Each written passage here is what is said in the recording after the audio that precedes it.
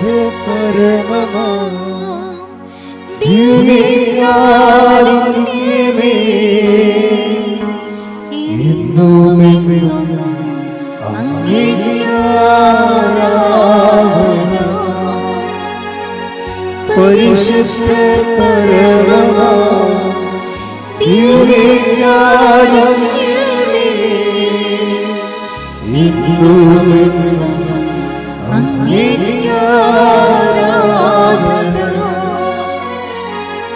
പരിശുദ്ധ പരമമാ ദിവ്യകാരുണ്യമേ, എന്നുമെന്നും അങ്ങേക്ക് ആരാധന.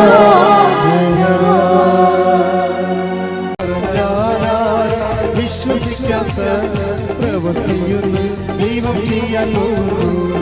കേട്ടാലാരോ സമ്മതിക്കാത്ത പ്രവൃത്തിയൊന്നും നാദം ചെയ്യാൻ പോകുന്നു. മാറിപ്പോകാത്ത ഒരു വലിയ കല്ല് നിന്റെ മാറത്തിരിക്കുന്നു ദൈവ പൈതലേ.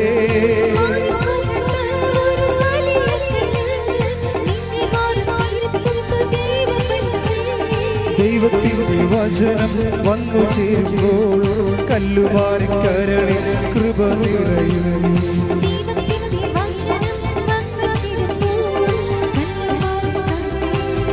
കൈകൾ ഉയർത്തി പറഞ്ഞാലാ വിശ്വസിക്കാത്ത പ്രവൃത്തിയൊന്നും ദൈവം ചെയ്യാൻ പോകുന്നു. കേട്ടാലാ സമ്മതിക്കാത്ത പ്രവൃത്തിയൊന്നും നാദം ചെയ്യാൻ പോകുന്നു.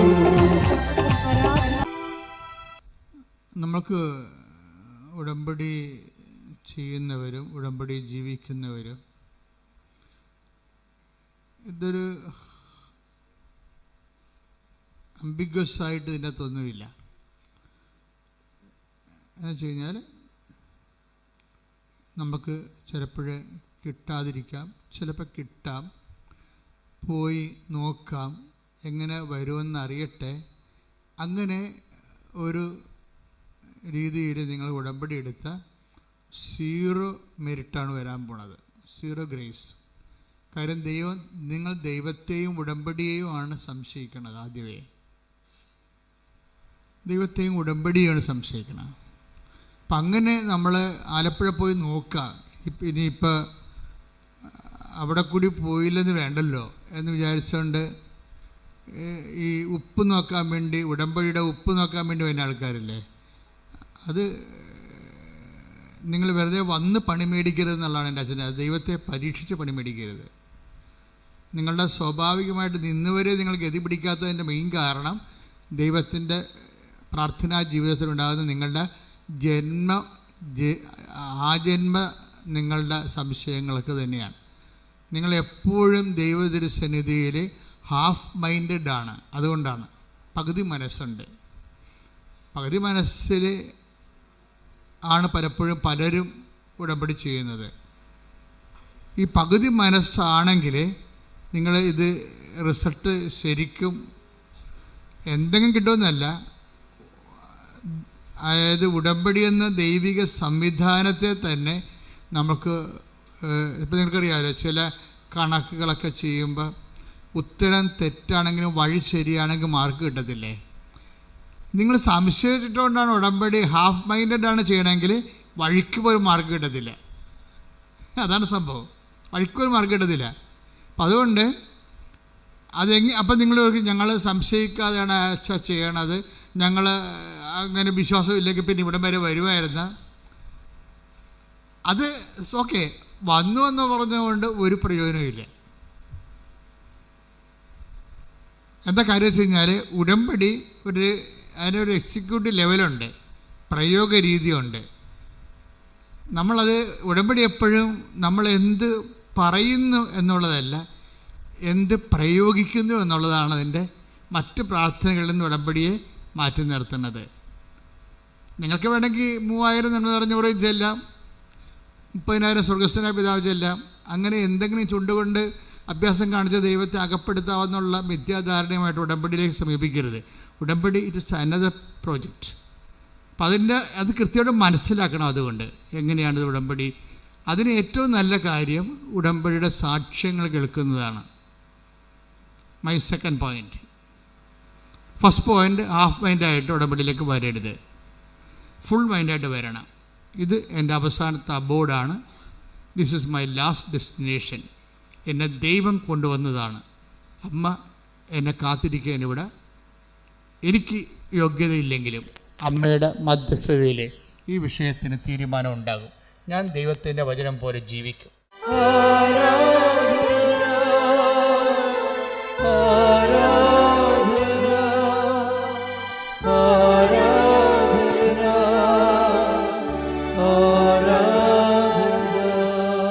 പരിശുദ്ധ പരമദിവ്യകാരുണ്യത്തിന്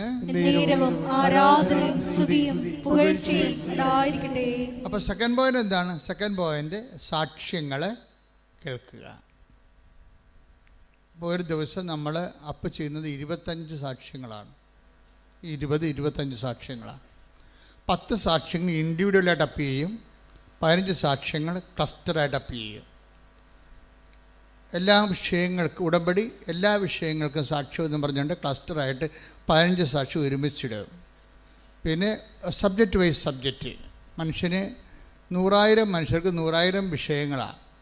അപ്പോൾ സബ്ജക്റ്റ് വൈസ് ഈ ആഴ്ചയിൽ നടന്ന സബ്ജക്റ്റ് വൈസ് സാക്ഷ്യം എന്താണ്? എഡ്യൂക്കേഷൻ ഉണ്ടാകും, ചിലപ്പോൾ ജോബ് ഓറിയൻറ്റഡ് ഉണ്ടാകും, ഭവനരഹിതരുണ്ടാകും, രോഗികളുണ്ടാകും, അതുപോലെ തന്നെ കുടുംബ തകർച്ച വന്നവരുണ്ടാകും, ഡൈവേഴ്സ് കേസ് ഉണ്ടാകും. അപ്പോൾ ഈ വിഷയങ്ങൾക്കെല്ലാം ദൈവം 3-4 തരത്തിൽ മറുപടി പറയും. ഒന്നാമത്തെ മറുപടി ബൈ കവനൻ്റ് തന്നെ. ഇന്ന് മുതൽ ദൈവം ഉടമ്പടി നിങ്ങൾക്ക് ദൈവത്തിനുള്ള കാര്യം എപ്പോഴും നമ്മൾ ശ്രദ്ധിക്കേണ്ട കാര്യം, നിങ്ങൾ ഇതൊന്ന് ശരിയാകട്ടെ, ഞാനൊന്ന് സെറ്റാകട്ടെ, എന്നിട്ട് ഞാൻ ഉടമ്പടിയിൽ ഫുള്ളായിട്ട് ഇൻവെസ്റ്റ് ചെയ്യാമെന്ന് നിങ്ങൾ പറയും.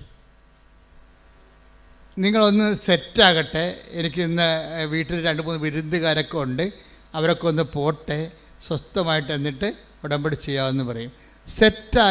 നിങ്ങൾ സെറ്റാകാൻ തീരുമാനിച്ചാൽ ഈ ഉടമ്പടി ഇപ്പം തന്നെ പൊട്ടും. എന്നുവെച്ചാൽ നിങ്ങൾക്ക് അതിനോടുള്ള തീഷ്ണതയാണ്. നിങ്ങൾക്കറിയാവില്ല, അതിൻ്റെ അകത്ത് വരുന്നൊരു വിഷയം, ദൈവികമായ ഒരു വിഷയങ്ങൾക്ക് കാലമോ സമയവുമോ ഇല്ല. അത് എപ്പോഴും നമ്മൾ ശ്രദ്ധിക്കണം. 2 തിമോത്തി 4:2 എടുത്ത്. 2 തിമോത്തി 4:2 വചനം പ്രസംഗിക്കുക, സാഹചര്യങ്ങൾ അനുകൂലമാണെങ്കിലും അല്ലെങ്കിലും ജാഗരൂകതയോടെ വർത്തിക്കുക.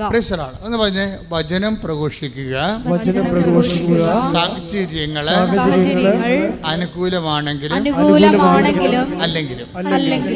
അപ്പൊ ദൈവത്തിന്റെ നടപടിക്രമത്തിന്റെ ഒരു മോഡ് ഓഫ് ആക്ഷൻ ഇങ്ങനെയാണ്. എന്ന് വെച്ച് കഴിഞ്ഞാൽ, നമ്മൾക്ക് നേരവും കാലവും ഒക്കട്ടെ എന്ന് പറഞ്ഞാൽ ഉടമ്പടി ഒക്കത്തില്ല. കാര്യം അത് നിങ്ങളുടെ തന്നെ വിശ്വാസക്കുറവിൻ്റെ ഒരു ബഹിഷ്പൂരണമാണ് സംഭവം. വീടൊന്ന് സെറ്റാകട്ടെ എന്ന് വിചാരിക്കണത്, ലൈഫ് ഒന്ന് സെറ്റാകട്ടെ, എന്നിട്ട് വേണം ആധ്യാത്മികമായ കാര്യങ്ങൾ ചിട്ടയായിട്ട് ചെയ്യാൻ. അങ്ങനെയല്ല. നിങ്ങൾ ഇന്ന് ഉടമ്പടി എടുത്താൽ, കാര്യം എന്താ പ്രോബ്ലം എന്ന് വെച്ച് കഴിഞ്ഞാൽ, ഇതിൻ്റെ വരാൻ പോകുന്ന ഒരു അക്കിടിയുണ്ട്. അക്കിടി എന്ന് വെച്ചിട്ടുള്ളത്, അത് നമ്മുടെ മിക്കവാറും ഒരു 60% പേരും വീഴുന്ന ഒരു ചതിക്കുഴിയാണ്. എന്ന് വെച്ചാൽ, നിങ്ങൾ ഉടമ്പടി എടുക്കുമ്പോൾ തന്നെ റിസൾട്ടാവും. എന്താ റിസൾട്ട് എന്ന് പറയണത്? ദൈവത്തിനറിയാം നിങ്ങൾ ഈ ഉടമ്പടി ഉഴപ്പുമോ ഇല്ലയോ എന്ന്. അതാണ് വിഷയം. നിങ്ങൾ ഈ ഉടമ്പടി നിങ്ങൾക്കറിയത്തില്ല. നിങ്ങളിതെല്ലാം നല്ലവണ്ണം ചെയ്യാം എന്ന് പറഞ്ഞ് ഒരു ആഗ്രഹമേ ഉള്ളൂ ശരിക്കും പറഞ്ഞാൽ. പക്ഷേ ദൈവത്തിനറിയാം ഈ സംഭവം 10-20 ദിവസം കഴിയുമ്പോൾ ഇത് മിക്കവാറും ഈ പയറിന് മുഞ്ഞ പിടിക്കണ പോലെ നിങ്ങളുടെ ഉടമ്പടിക്ക് മുഞ്ഞ പിടിക്കുമെന്നും പിന്നെ ഉടമ്പടി എടുത്താടുമ്പോൾ നിങ്ങൾ മറന്നു പോകുന്നതൊക്കെ ദൈവത്തിനറിയാം. അഭ്യാസക്കാരെ കൃത്യമായിട്ട് ദൈവത്തിനറിയാം. അതുകൊണ്ട് ആ കാശും പോയി, വേണമെങ്കിൽ ഓഫീസിൽ പോയി കാശും എടുത്ത് തിരിച്ചു പോയേക്കണം, 10,000 കാശൊക്കെ. ഈ അഭ്യാസക്കാർ ഉടമ്പടി എടുത്തിട്ട് കാര്യമില്ല. കാര്യം നിങ്ങൾ ദൈവത്തിനെയാണ് പരീക്ഷിക്കണത്. എവിടെയാണ് വന്നത് നിങ്ങൾക്കൊരു ബോധമില്ല. എല്ലായിടത്തും പോണ പോലെ വന്ന് കയറിയിരിക്കുകയാണ്. അമ്മമാതാവ് ജീവനോടെ പ്രത്യക്ഷപ്പെട്ടൊരു ഇടത്തിൽ നിൻ്റെ കണ്ണീരിൻ്റെ കാലത്ത് ദൈവത്തിൻ്റെ കാരുണ്യമാണ് നിന്നെ തിരിച്ചു പിടിച്ചിരിക്കുന്നത്. സ്തുതിക്കട്ടെ, ഹല്ലേലൂയ. അവസാനം എന്താണ് അച്ഛൻ പറഞ്ഞത്? ഈ കണ്ണീരിൻ്റെ കാലത്ത് ദൈവത്തിൻ്റെ ദൈവത്തിന്റെ ദൈവത്തിന്റെ കാരുണ്യമാണ് കാരുണ്യമാണ് നിന്നെ നിന്നെ തിരിച്ചു വിളിപ്പിച്ചിരിക്കുന്നത്. തിരിച്ചു വിളിച്ചത്. അപ്പോൾ ഉടമ്പടി എന്ന് പറയുമ്പോൾ നിങ്ങൾ എല്ലാ പ്രാർത്ഥനയ്ക്കും പോകുന്നവരെ കുമ്പസാരത്തിൽ പോകണം, കുർബാന ഉള്ളവരാണ്, കുടുംബദ്വാസ ജീവിതം ഉള്ളവരാണെന്ന് പറഞ്ഞൊരു കാര്യമില്ല. ഇതെല്ലാം ഉണ്ടെങ്കിലും നമുക്ക് ദൈവത്തിൽ നിന്ന് അകന്ന് ജീവിക്കാൻ പറ്റും. ഇത് ഭയങ്കര സംഭവമാണ്. കുടുംബ പ്രാർത്ഥനയൊക്കെ ഉണ്ടാകും, നിങ്ങൾ ഡെയിലി കമ്മ്യൂണിക്കേറ്റഡ് ആയിരിക്കും. ഇങ്ങനെയൊക്കെ ആചാരവട്ടങ്ങളും ചിറ്റവട്ടങ്ങളൊക്കെ നിങ്ങൾ ചെയ്താലും ബൈ പേഴ്സൺ നിങ്ങൾ ദൈവത്തിൽ നിന്ന് അകലെയായിരിക്കും. അതുകൊണ്ടാണ് ഇപ്പോൾ ഈശോ ഇങ്ങനെ പറഞ്ഞത്, ദൈവത്തിൻ്റെ കാരുണ്യമാണ് നിങ്ങളെ തിരിച്ചു വിളിപ്പിച്ചിരിക്കുന്നത്.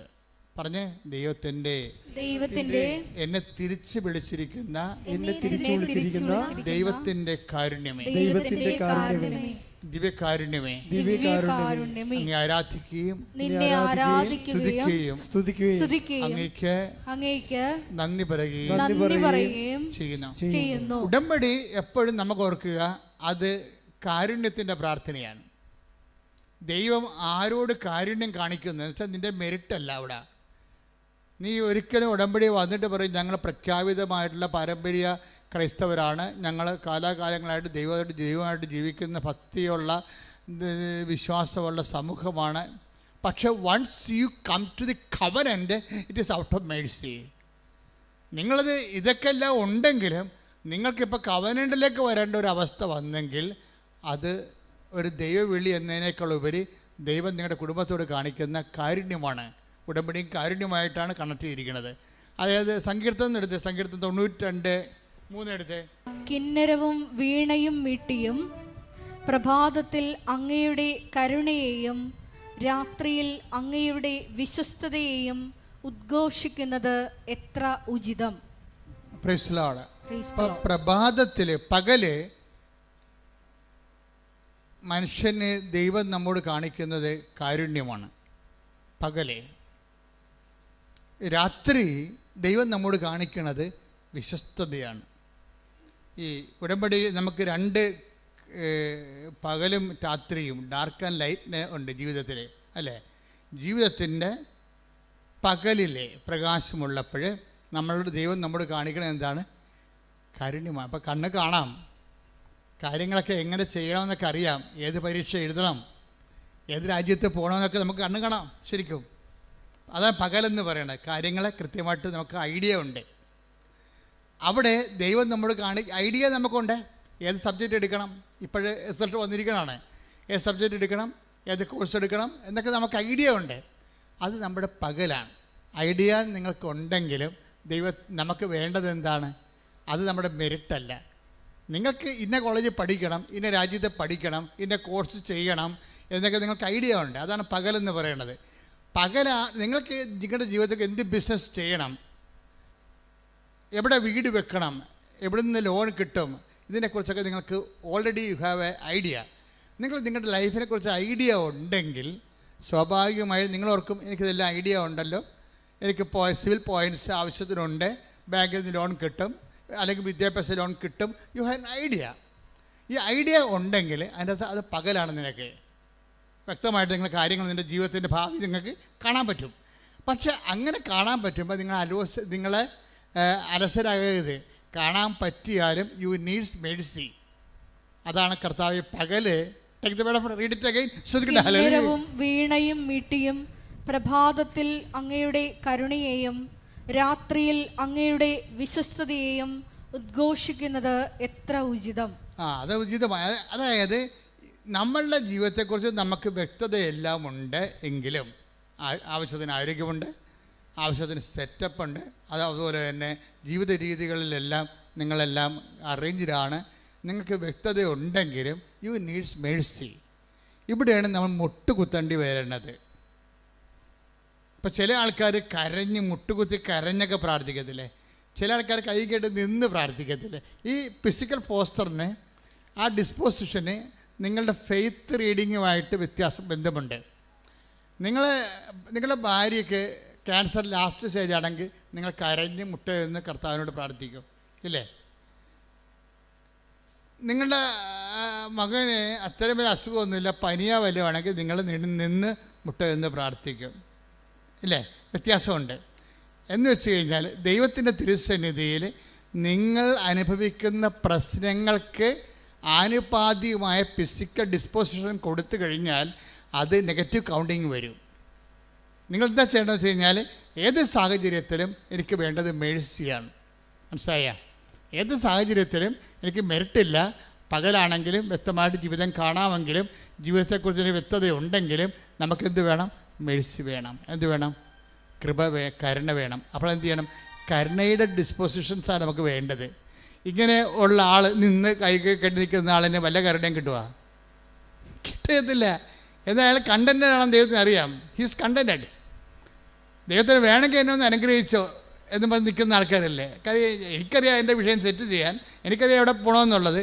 പക്ഷേ ബൈബിൾ പറയണത് ഇങ്ങനെയുള്ള പേഴ്സണലായിട്ട് ഓക്കെ ആണെങ്കിലും you needs grace, you needs Mercy.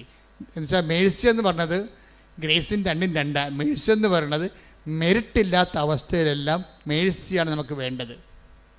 If you have no merit you needs mercy. നിങ്ങൾക്ക് യോഗ്യതയില്ലെങ്കിൽ നിങ്ങൾക്ക് എന്താ വേണ്ടത്? കരുണയാണ് വേണ്ടത്. അപ്പം പകലിൽ നിന്ന് പോലും ജീവിതം വ്യക്തമായിട്ട് കാണാമെങ്കിൽ പോലും ദൈവത്തിൻ്റെ കരുണയാണ് വേണ്ടതെന്നുണ്ടെങ്കിൽ ആ എല്ലാ വിഷയങ്ങളും ഉടമ്പടി തന്നിരിക്കുന്ന എല്ലാ ഹോംവർക്കുകളും കരുണയുടെ ഡിസ്പോസിഷനിലാണ് ചെയ്യേണ്ടത്. മനസ്സിലായില്ലേ? ദൈവം നമ്മോട് കരുണ തോന്നുന്ന രീതിയിലാണ് ചെയ്യേണ്ടത്. ആക്കാനും വേണ്ടി ഒക്കാനിക്കരുത് അർത്ഥം. 10 പത്രമുണ്ട്, കൊടുത്തേക്കാം. അയൽവാസികൾക്ക് ചെന്ന് കൊടുക്കും.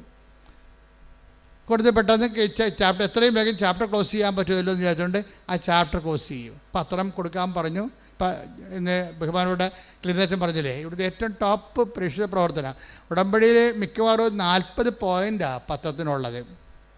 കാര്യം പത്രമാണ് ജനങ്ങളെ ദൈവത്തിലേക്ക് അടുപ്പിക്കുന്നത്. നിങ്ങളൊരു രോഗിയെ നഖം വെട്ടി കൊടുത്തു കഴിഞ്ഞാൽ ആ രോഗിക്ക് മാത്രമാണ് ഗുണം. പക്ഷെ ഒരു പത്രം കൊടുത്തു കഴിഞ്ഞാൽ അവന് വിശ്വാസം കൊടുക്കുക മാത്രമല്ല, നിങ്ങളെ സഹായിച്ച ആരെങ്കിലും വേറെ ആൾക്കാരെ സഹായിച്ച ചരിത്രമുണ്ടാവും. പക്ഷെ നിങ്ങൾ വിശ്വാസം കൊടുത്താൽ ആ വിശ്വാസം അവർ കൈമാറും. അപ്പോൾ ഈ ഇവാഞ്ചലൈസേഷനും, അതായത് വിശ്വാസ കൈമാറ്റവും വിശ്വാസ പ്രവർത്തനവും തമ്മിൽ വ്യത്യാസമുണ്ട്. അതുകൊണ്ടാണ് നിങ്ങൾ അത് ദൈവത്തിൻ്റെ കരുണ നമുക്ക് ലഭിക്കത്തക്ക രീതി വേണം നിങ്ങളെ പ്രേക്ഷിത പ്രവർത്തനങ്ങൾ ചെയ്യാൻ. എന്താണ്? നിങ്ങൾ പ്രാർത്ഥിക്കണം, കർത്താവേ, ഇത് ഞാനൊരു കടമ നിർവഹിക്കുക മാത്രമല്ല, ഇത് വായിച്ചവൻ അങ്ങേ അറിയണം, അത് എൻ്റെ ചെവി കൊണ്ട് ഞാൻ കേൾക്കണം, അവർക്ക് കർത്താവിനെ കിട്ടിയെന്ന് അറിയണം. അങ്ങനെയൊക്കെ നമുക്ക് ഒരു ആത്മബന്ധത്തോടുകൂടിയാണ് പ്രേക്ഷിത പ്രവർത്തനം ചെയ്യണമെങ്കിൽ നിങ്ങൾക്ക് കർത്താവിൻ്റെ കരുണ കിട്ടും. എന്ന് വെച്ച് കഴിഞ്ഞാൽ ഇപ്പം ഞാനിപ്പോൾ എവിടെയെങ്കിലും പോവുകയാണെങ്കിൽ ഞാൻ രാവിലെ എനിക്ക് ഫീഡിങ് പ്രെയർ എന്ന് പറഞ്ഞ സെഷനുണ്ട്. ഫീഡിങ് പ്രെയർ എന്ന് വെച്ച് കഴിഞ്ഞാൽ ആ മുഴുവൻ റൂട്ട്, എൻ്റെ വണ്ടി പോകുന്ന മുഴുവൻ റൂട്ട് കർത്താവിന് സമർപ്പിക്കും. തലേദിവസം തന്നെ സമർപ്പിക്കാൻ തുടങ്ങും.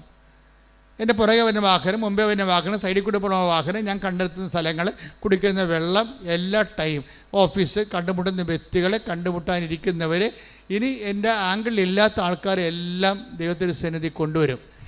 ഇങ്ങനെ ഈ ഇതിന് ഈ ഫീഡിങ് പ്രയറിൻ്റെ ഒരു ഗുണം, നിങ്ങളുടെ ദൗത്യം മിഷൻ ഗൈഡഡ് ആയിരിക്കും. ഫീഡിങ് പ്രയർ വന്നാൽ മിഷൻ ഗൈഡഡ് ആവും. എന്ന് വെച്ച് കഴിഞ്ഞാൽ ആര് ഗൈഡ് ചെയ്യും? ഇപ്പം നിങ്ങളുടെ യാത്രകൾ നിങ്ങളല്ല ഗൈഡ് ചെയ്യണത്. That is known sense. അത് പഠിക്കാൻ സാധിക്കും. ഒരു ദൈവ പൈതലിനെ സംബന്ധിച്ചിടത്തോളം അവൻ്റെ യാത്ര, അവൻ്റെ ഉദ്യമങ്ങൾ ദൈവം ഗൈഡ് ചെയ്യണം. ദൈവം ഗൈഡ് ചെയ്യണമെങ്കിൽ എല്ലാം ദൈവത്തിൻ്റെ കൺട്രോളിൽ കൊണ്ടുവരണം. എല്ലാം ദൈവത്തിൻ്റെ കൺട്രോളിൽ, യാത്ര, ഭക്ഷണം, സംസാരം, എല്ലാം ദൈവത്തിൻ്റെ കൺട്രോളിൽ കൊണ്ടുവന്നു കഴിഞ്ഞാൽ പിന്നീട് ഫീഡിങ് കഴിയുമ്പോൾ, അതാണ് ഫീഡിങ് എന്ന് പറയണത്. അത് ഇപ്പോൾ ഞങ്ങൾ ചിലർ ജപമാല ചൊല്ലി സമർപ്പിക്കും, ചിലർ സൽപ്രവർത്തികൾ ചെയ്തുകൊണ്ട് അവരുടെ അജണ്ട സമർപ്പിക്കും. പാസ്പോർട്ട് ഓഫീസിൽ പോകണം, വിസ ഓഫീസിൽ പോകണം, ഇൻ്റർവ്യൂവിന് പോകണം, പരീക്ഷയ്ക്ക് പോകണം. ഇങ്ങനെ വ്യത്യസ്തമായ കാര്യങ്ങൾ അവിടെ കണ്ടുമുട്ടുന്ന വ്യക്തികൾ തിരിച്ചു പോരുന്ന വരെയുള്ള മുഴുവൻ സംഭവം ഫീഡ് ചെയ്ത് കൊടുക്കണം. പേഴ്സണൽ പ്രയറിൻ്റെ സമയത്താണ് ഫീഡിങ് നടക്കേണ്ടത്. ഫീഡിങ് നടന്നു കഴിഞ്ഞാൽ ടോട്ടലായിട്ട് ഇത് ഗൈഡഡ് ആവും. ഉടനെ ഇത് വേറെ ഫോർമാറ്റിലേക്ക് മാറിയിട്ട് ഗൈഡഡ് ആവും. അപ്പം നിങ്ങൾ അല്ല നയിക്കപ്പെടുന്നത്, നിങ്ങൾ വിചാരിക്കാത്ത സ്ഥലങ്ങളിലേക്ക് നിങ്ങളെ ദൈവം കൊണ്ടുപോകും. നിങ്ങൾ വിചാരിക്കാത്ത വ്യക്തികളും, കാര്യം നിങ്ങൾക്ക് കാണേണ്ട വ്യക്തി ആരാണെന്ന് ദൈവത്തിന് അറിയാം. നിങ്ങൾക്ക് പോകേണ്ട വ്യക്തി ഓഫീസ് എവിടെയാണെന്ന് ദൈവത്തിന് അറിയാം. അതെങ്ങനെയാണ് ഈസി ആയിട്ട് പോകേണ്ടത് ദൈവത്തെ അറിയാം. ഇതെല്ലാം ദൈവം ക്രമീകരിച്ച് തരും. ഇതാണ് ഗൈഡഡ് എന്ന് പറയുന്നത്, ഗൈഡഡ് ലൈഫ് എന്ന് പറയുന്നത്. അപ്പോൾ മൊത്തം ദൈവത്തിൻ്റെ ഗൈഡ് ലൈൻസ് കൊണ്ടുവരണം. ഇപ്പോൾ ചിലർക്ക് ആകസ്മികമായിട്ടൊക്കെ ചില ആൾക്കാർ കണ്ടുപിടിയത് ആകസ്മികമായിട്ട്. ഇപ്പോൾ കഴിഞ്ഞ ദിവസങ്ങളിലൊരു സാക്ഷ്യം ഉണ്ടായി. ആ ചേച്ചിയുടെ പേര് ഞാൻ മറന്നുപോയി. അംബിക ചേച്ചിയുടെ സാക്ഷ്യം എന്തറിയാമോ? അംബിക ചേച്ചിയുടെ മകളെ അവർ അയർലൻഡിലോട്ട് വിടുകയാണ്. അപ്പോൾ അവിടുത്തെ പ്രോബ്ലം വെച്ച് കഴിഞ്ഞാൽ അംബിക ചേച്ചി ആണ് ശരിക്കും കർത്താവുമായിട്ട് ബന്ധമുള്ളത്. അമ്മയെ ഉടമ്പടി എടുത്ത് അമ്മയുമായിട്ട് അടുപ്പമുള്ളത് അംബികയ്ക്കാണ്. മകൾക്ക് വേണ്ടിയാണ് അംബിക അത് ചെയ്തിരിക്കുന്നത്. അപ്പോൾ ഇവർക്ക് ഈ അവരവിടെ എത്തണ വരെ ഇതുവരെക്കും അവിടെ അക്കോമഡേഷൻ ആയിട്ടില്ല. അക്കോമഡേഷൻ ആകാത്ത സമയത്ത് അംബിക മകളോട് പറയും, നീ അവിടെ ചെല്ലുക, മാതാവ് നിന്നെ കാത്തു നിൽക്കും, നിനക്ക് അക്കോമഡേഷൻ അവിടെ അറേഞ്ച് ചെയ്ത് തരും. നിങ്ങളൊന്ന് ചിന്തിച്ച് നോക്കിയേ, മനുഷ്യന്മാരുടെ ബന്ധങ്ങളെ പോണ പോക്കേ.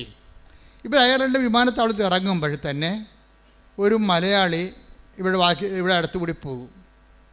അപ്പോൾ അയാൾ മലയാളിയാണെന്ന് ചോദിക്കും ഡ്രൈവർ. അപ്പോൾ എന്താണ് ചോദിക്കും, ചേട്ടാ ഞങ്ങൾക്ക് താമസിക്കാൻ ഇടമില്ല, താമസിക്കാനുള്ള സൗകര്യം ചെയ്തു തരുമോ എന്ന് ചോദിക്കും. അപ്പോൾ ഉടനെ ആ മനുഷ്യൻ പറയും, ആ കാറിലിരിക്കണത് എൻ്റെ വൈഫാണ്, നിങ്ങൾ അവരോട് ചെന്ന് സംസാരിക്കുക എന്ന് പറയും. ഉടനെ ഇവർ 3-4 കൂട്ടുകാർ കൂടി അവരോട് പോയി സംസാരിക്കും. അപ്പോൾ അവർ പറയും, ഞങ്ങൾക്ക് താമസിക്കാൻ ഇടമില്ല, ഞങ്ങളിവിടെ ജോലിക്ക് വന്നതാണ്, ഞങ്ങളെ സഹായിക്കും. ഉടനെ അവർ പറയും, നിങ്ങൾ വണ്ടി കയറിക്കോ എന്ന് പറയും. ഉടനെ അവർ വണ്ടിയെ കയറിക്കൊണ്ട് ഇവിടെ അവരുടെ വീട്ടിൽ കൊണ്ട് ഇവിടെ ഇറക്കിയിട്ട് അതിൻ്റെ മുകളിലത്തെ നില മുഴുവൻ ഒഴിഞ്ഞു കിടക്കുകയാണ്. ആ നിലയിൽ ഇവർ താമസിപ്പിക്കും. ശ്രുതികട്ടെ ഹല്ലേലൂയ. വചനം ഒന്നിന് വായിച്ചേ, സങ്കീർത്തനം 92:3. കിന്നരവും വീണയും മീട്ടിയും. ഒന്ന് പറഞ്ഞേ, കിന്നരവും വീണയും മീട്ടിയും. കിന്നരവും വീണയും മീട്ടിയും പ്രഭാതത്തിൽ അങ്ങയുടെ കരുണയെയും രാത്രിയിൽ അങ്ങയുടെ വിശ്വസ്തതയെയും ഉദ്ഘോഷിക്കുന്നത് എത്ര ഉചിതം. അപ്പൊ രാത്രിയിൽ എന്താ സംഭവം? പകല് നമുക്ക് കണ്ണ് കാണാൻ ജീവിതത്തെക്കുറിച്ച് വ്യക്തതയുണ്ട്. ഇപ്പം ഇവർക്ക് അംബികയുടെ മകൾക്ക് ശരിക്കും പറഞ്ഞാൽ വ്യക്തതയില്ല, എവിടെ താമസിക്കുന്ന വ്യക്തതയില്ല. അപ്പം അംബികയ്ക്ക് വ്യക്തതയുണ്ട്. എന്താ വ്യക്തത? വിശ്വാസിക്ക് വ്യക്തതയുണ്ട്. എന്താ വ്യക്തത? അവിടെ ചെല്ലുമ്പോൾ മാതാവ് ക്രമീകരിക്കുക. കാര്യം ഉടമ്പടി അമ്മയുടെ ഉടമ്പടിയിലുള്ള ആളാണ്. അപ്പോൾ അത്രയും വിശ്വസ്തത. അപ്പം നമുക്ക് വ്യക്തതയില്ലാത്തപ്പോൾ അതിന് സുവിശേഷത്തിൻ്റെ ഭാഷയിൽ രാത്രി എന്ന് പറയും.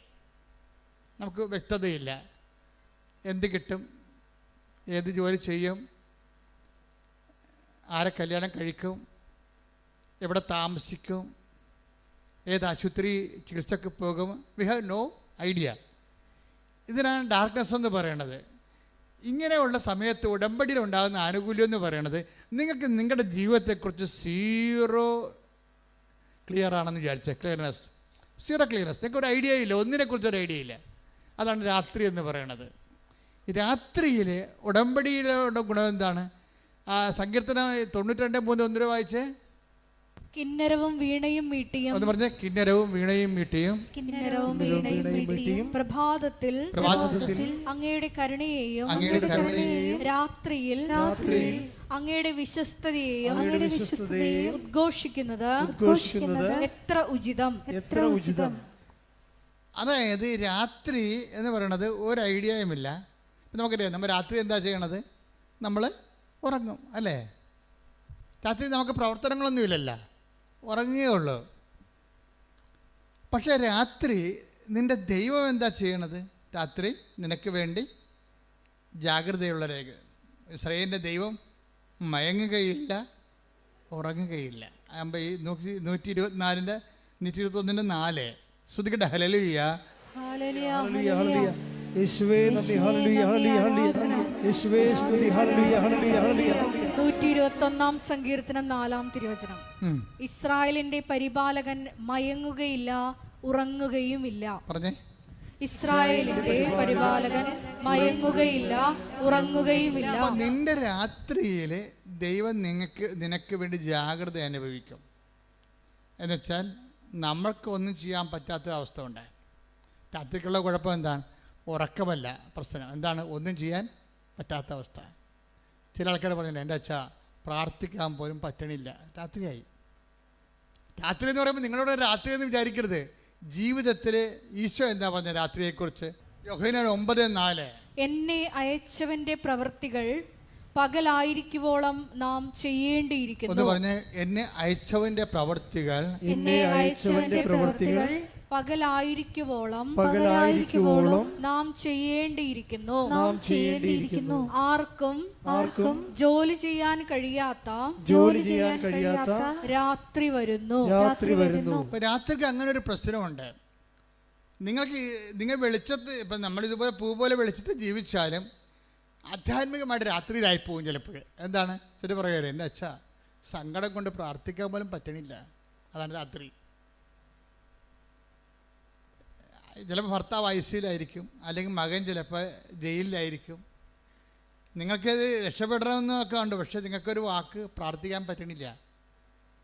ആർക്കും വേല ചെയ്യാൻ പാടില്ലാത്ത രാത്രി, പ്രാർത്ഥിക്കാൻ പോലും പറ്റാത്ത രാത്രി. അതാ യോഹന്നാൻ 9:4 എന്ന് പറഞ്ഞ ആർക്കും വേല ചെയ്യാൻ പാടില്ലാത്ത രാത്രികാലം. ജീവിതത്തിൽ ഒരു ഐഡിയ ഇല്ല, ഒരാശയമില്ല, എന്ത് ചെയ്യണമെന്ന് അറിയാൻ പാടില്ല, ആരെ കോണ്ടാക്ട് ചെയ്യണമെന്ന് അറിയാൻ പാടില്ല, എങ്ങനെ ഗതി പിടിക്കുമെന്ന് അറിയാൻ പാടില്ല. നിങ്ങൾ സ്മോളൊക്കെ അടിച്ച് അല്ലെങ്കിൽ വീട്ടിൽ കടുത്തേക്ക് കയറി നിങ്ങളുടെ കഴിവ് മറച്ചു വെക്കാൻ വേണ്ടി കുഞ്ഞുങ്ങളുടെയും ഭർത്താവിൻ്റെയും ഭാര്യയുടെയൊക്കെ കടുത്തേക്ക് കയറി നിങ്ങളിങ്ങനെ അഭ്യാസം കാണിച്ച് ജീവിക്കായിരിക്കും ചിലപ്പോൾ. അതാണ് നിങ്ങളുടെ രാത്രി എന്ന് പറയുന്നത്. പ്രാർത്ഥിക്കാനും പറ്റണില്ല, കഴിവുകേടുകൾ മറച്ചു വെക്കാൻ വേണ്ടി മറ്റുള്ളവരുടെ മുമ്പിൽ ചാടിക്കയറി ജീവിക്കുന്ന സമയം രാത്രി, ഒന്നും ചെയ്യാൻ പറ്റാത്ത സമയം. ഈ രാത്രിക്ക് എന്താ ദൈവം ചെയ്യണത്? ഉടമ്പടി വന്നു കഴിഞ്ഞാൽ ഇനി നീ ഒരു രാത്രിയിൽ മാനുഷികമായ വീക്ക്നെസ് കൊണ്ടകപ്പെട്ടാലും നിനക്ക് പേടിക്കേണ്ട കാര്യമില്ല. സങ്കീർത്തനം 92:3 എന്താ പറയണത്? കിന്നരവും വീണയും മീട്ടിയും പ്രഭാതത്തിൽ അങ്ങയുടെ കരുണയെയും രാത്രിയിൽ അങ്ങയുടെ വിശ്വസ്തതയെയും ഉദ്ഘോഷിക്കുന്നത് എത്ര ഉചിതം. അപ്പൊ നീ ഇപ്പൊ നിന്റെ ജീവിതം രാത്രിയാണ്, നിനക്ക് ഐഡിയ ഇല്ല, നിനക്ക് പ്രാർത്ഥിക്കാമെന്ന് തോന്നണില്ല, നിനക്ക് ഒരു വേലയും ചെയ്യാൻ പറ്റണില്ല, നിനക്ക് ചിന്തിക്കാൻ വേണ്ടി ബിസിനസ് തുടങ്ങാമെന്ന് വെച്ചാൽ അതിന് കാശ് വേണ്ടേ? അതില്ല. വീട് വിൽക്കാമെന്ന് വെച്ചാൽ അനിയൻ്റെ പേരിൽ കൂടി പ്രമാണത്തിൽ അനിയൻ്റെ പേരും ഉണ്ട്, അവൻ സമ്മതിക്കണമില്ല. ഒന്നും ചെയ്യാൻ പറ്റണില്ല, കൈയും കാലും കട്ടിയ പോലെ അവസ്ഥയാണ്. എന്നപ്പോൾ ചത്ത് കളയാമെന്ന് തോന്നുന്നു. അതാണ് രാത്രി എന്ന് പറയണത്. ഈ രാത്രിയിൽ നീ ഉടമ്പടിയിലാണെങ്കിൽ എന്താ സംഭവിക്കണത്? കർത്താവ് വിശ്വസ്തനായിരിക്കുമെന്ന് മനസ്സിലായില്ലേ? കൈയടിച്ച് ശ്രദ്ധിക്കട്ടെ.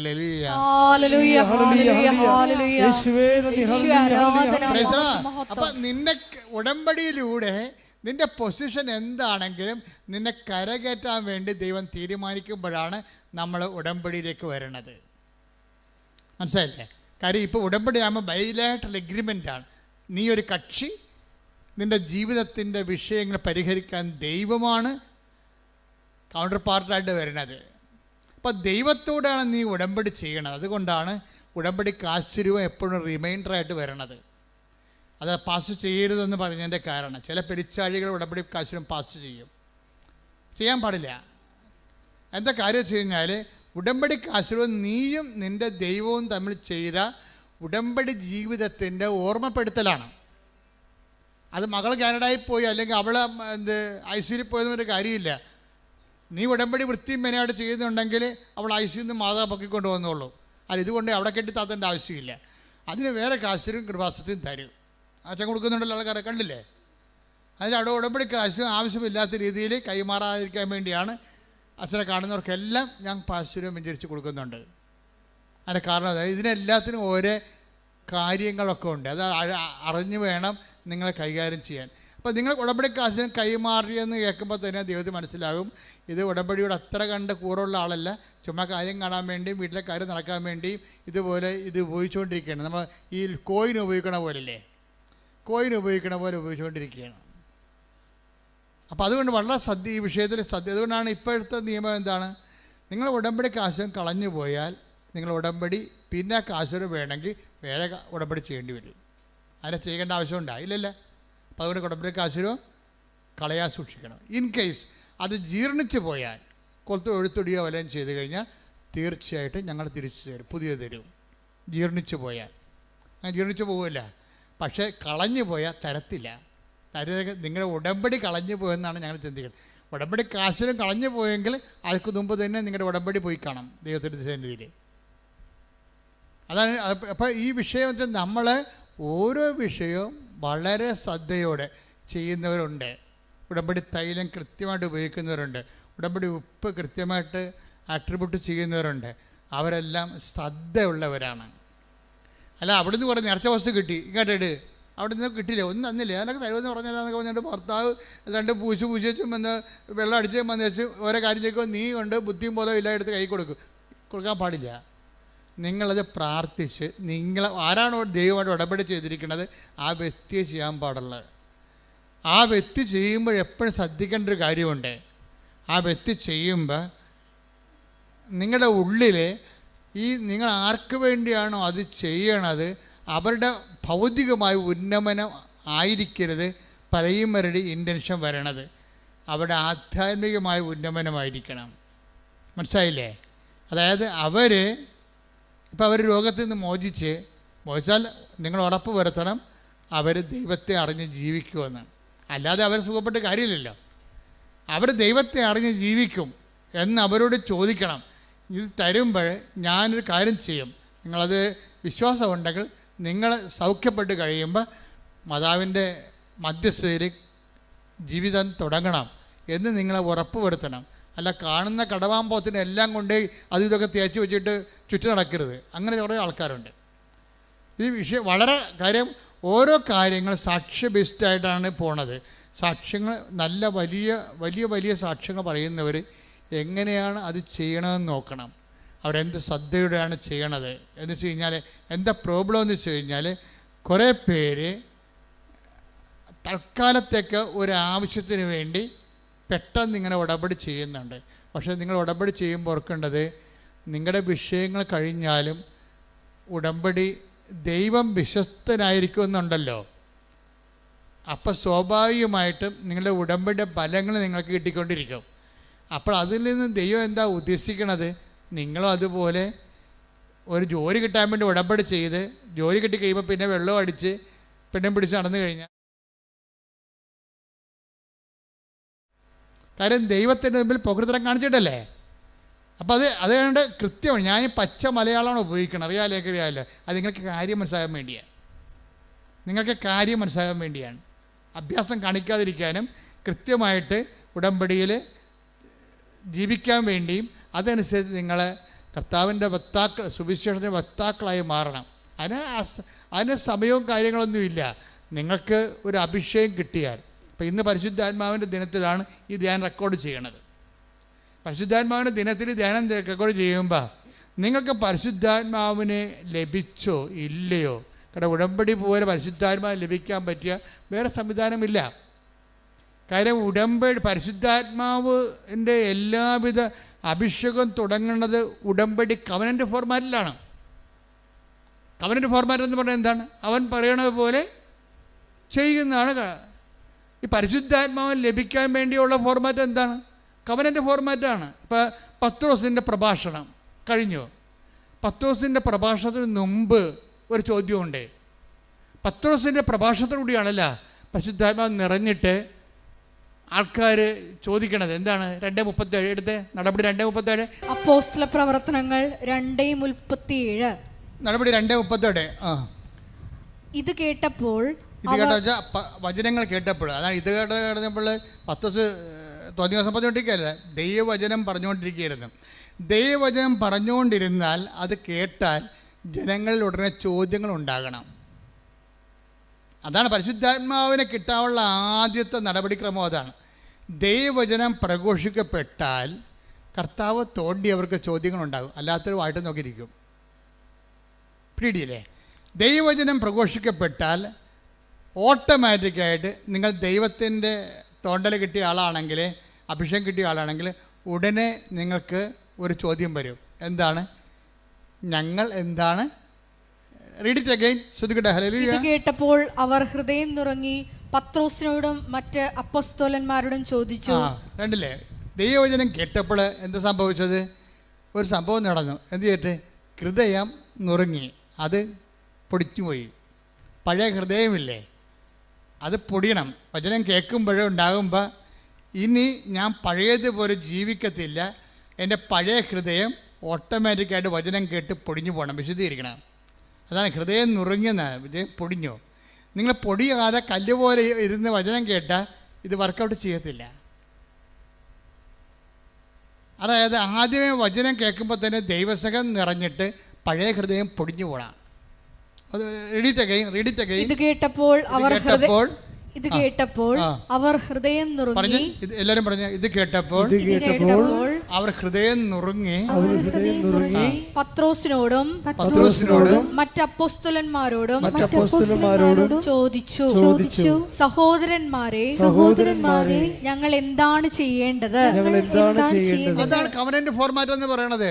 വചനം കേട്ടാൽ അടുത്ത നടപടി കവനന്റാണ്. ഒരിക്കൽ നിങ്ങൾ ദൈവവചനം കേട്ടാൽ അതിൻ്റെ അടുത്ത നടപടി എന്താണ്? കയ്യൊപ്പ് പ്രാർത്ഥന അല്ല, അടുത്ത നടപടി കവനൻ്റാണ്. എന്താണ്? ഇത് കേട്ടപ്പോൾ അവരെല്ലാവരും അപ്പോസ്തലന്മാരോട് ചോദിച്ചു, എന്ത് ചെയ്യണം? ഞങ്ങൾ എന്താണ് ചെയ്യേണ്ടത്? അപ്പോൾ പത്രോസ് എന്താ പറയണത്? പത്രോസ് പറഞ്ഞ എന്താണ്? 2:30 വായിച്ചേ. പശ്ചാത്തപിക്കുവിൻ. നിങ്ങൾ പശ്ചാത്തപിക്കുവിൻ. പാപമോചനത്തിനായി എല്ലാവരും യേശുക്രിസ്തുവിന്റെ നാമത്തിൽ സ്നാനം സ്വീകരിക്കുവിൻ. പരിശുദ്ധാത്മാവിന്റെ ദാനം നിങ്ങൾക്ക് ലഭിക്കും. ഇത് ഭയങ്കര സുന്ദരമായ ഒരു വെളിപാടാണ്. എന്താണ്? വചനങ്ങൾ കേട്ടപ്പോൾ ജനങ്ങളുടെ ഹൃദയം പൊടിഞ്ഞു. പഴയ ഹൃദയം ഉണ്ടായിരുന്നു. ഏഷണി, പഴക, പരദൂഷണം, വിദ്വേഷം, മത്സരം, അഹങ്കാരം ഉണ്ടായിരുന്ന ഹൃദയം പൊടിഞ്ഞു. പൊടിഞ്ഞിട്ട് എന്ത് ചെയ്താണ്? ജനങ്ങളെ ചോദിച്ചു, ഞങ്ങൾ ഈ ആത്മാവിനെ സ്വീകരിക്കാൻ ഞങ്ങൾ എന്താണ് ചെയ്യേണ്ടത്? അതാണ് വചന നടപടി. നമ്മുടെ ഉടമ്പടി അതല്ലേ? എന്താണ്? ഞങ്ങൾ എന്താണ് ചെയ്യേണ്ടത്? അതെന്താണ് ചൊല്ലേണ്ടതെന്നല്ല ചോദിച്ചത്. നിങ്ങൾ എന്താണ് ചൊല്ലേണ്ടത്?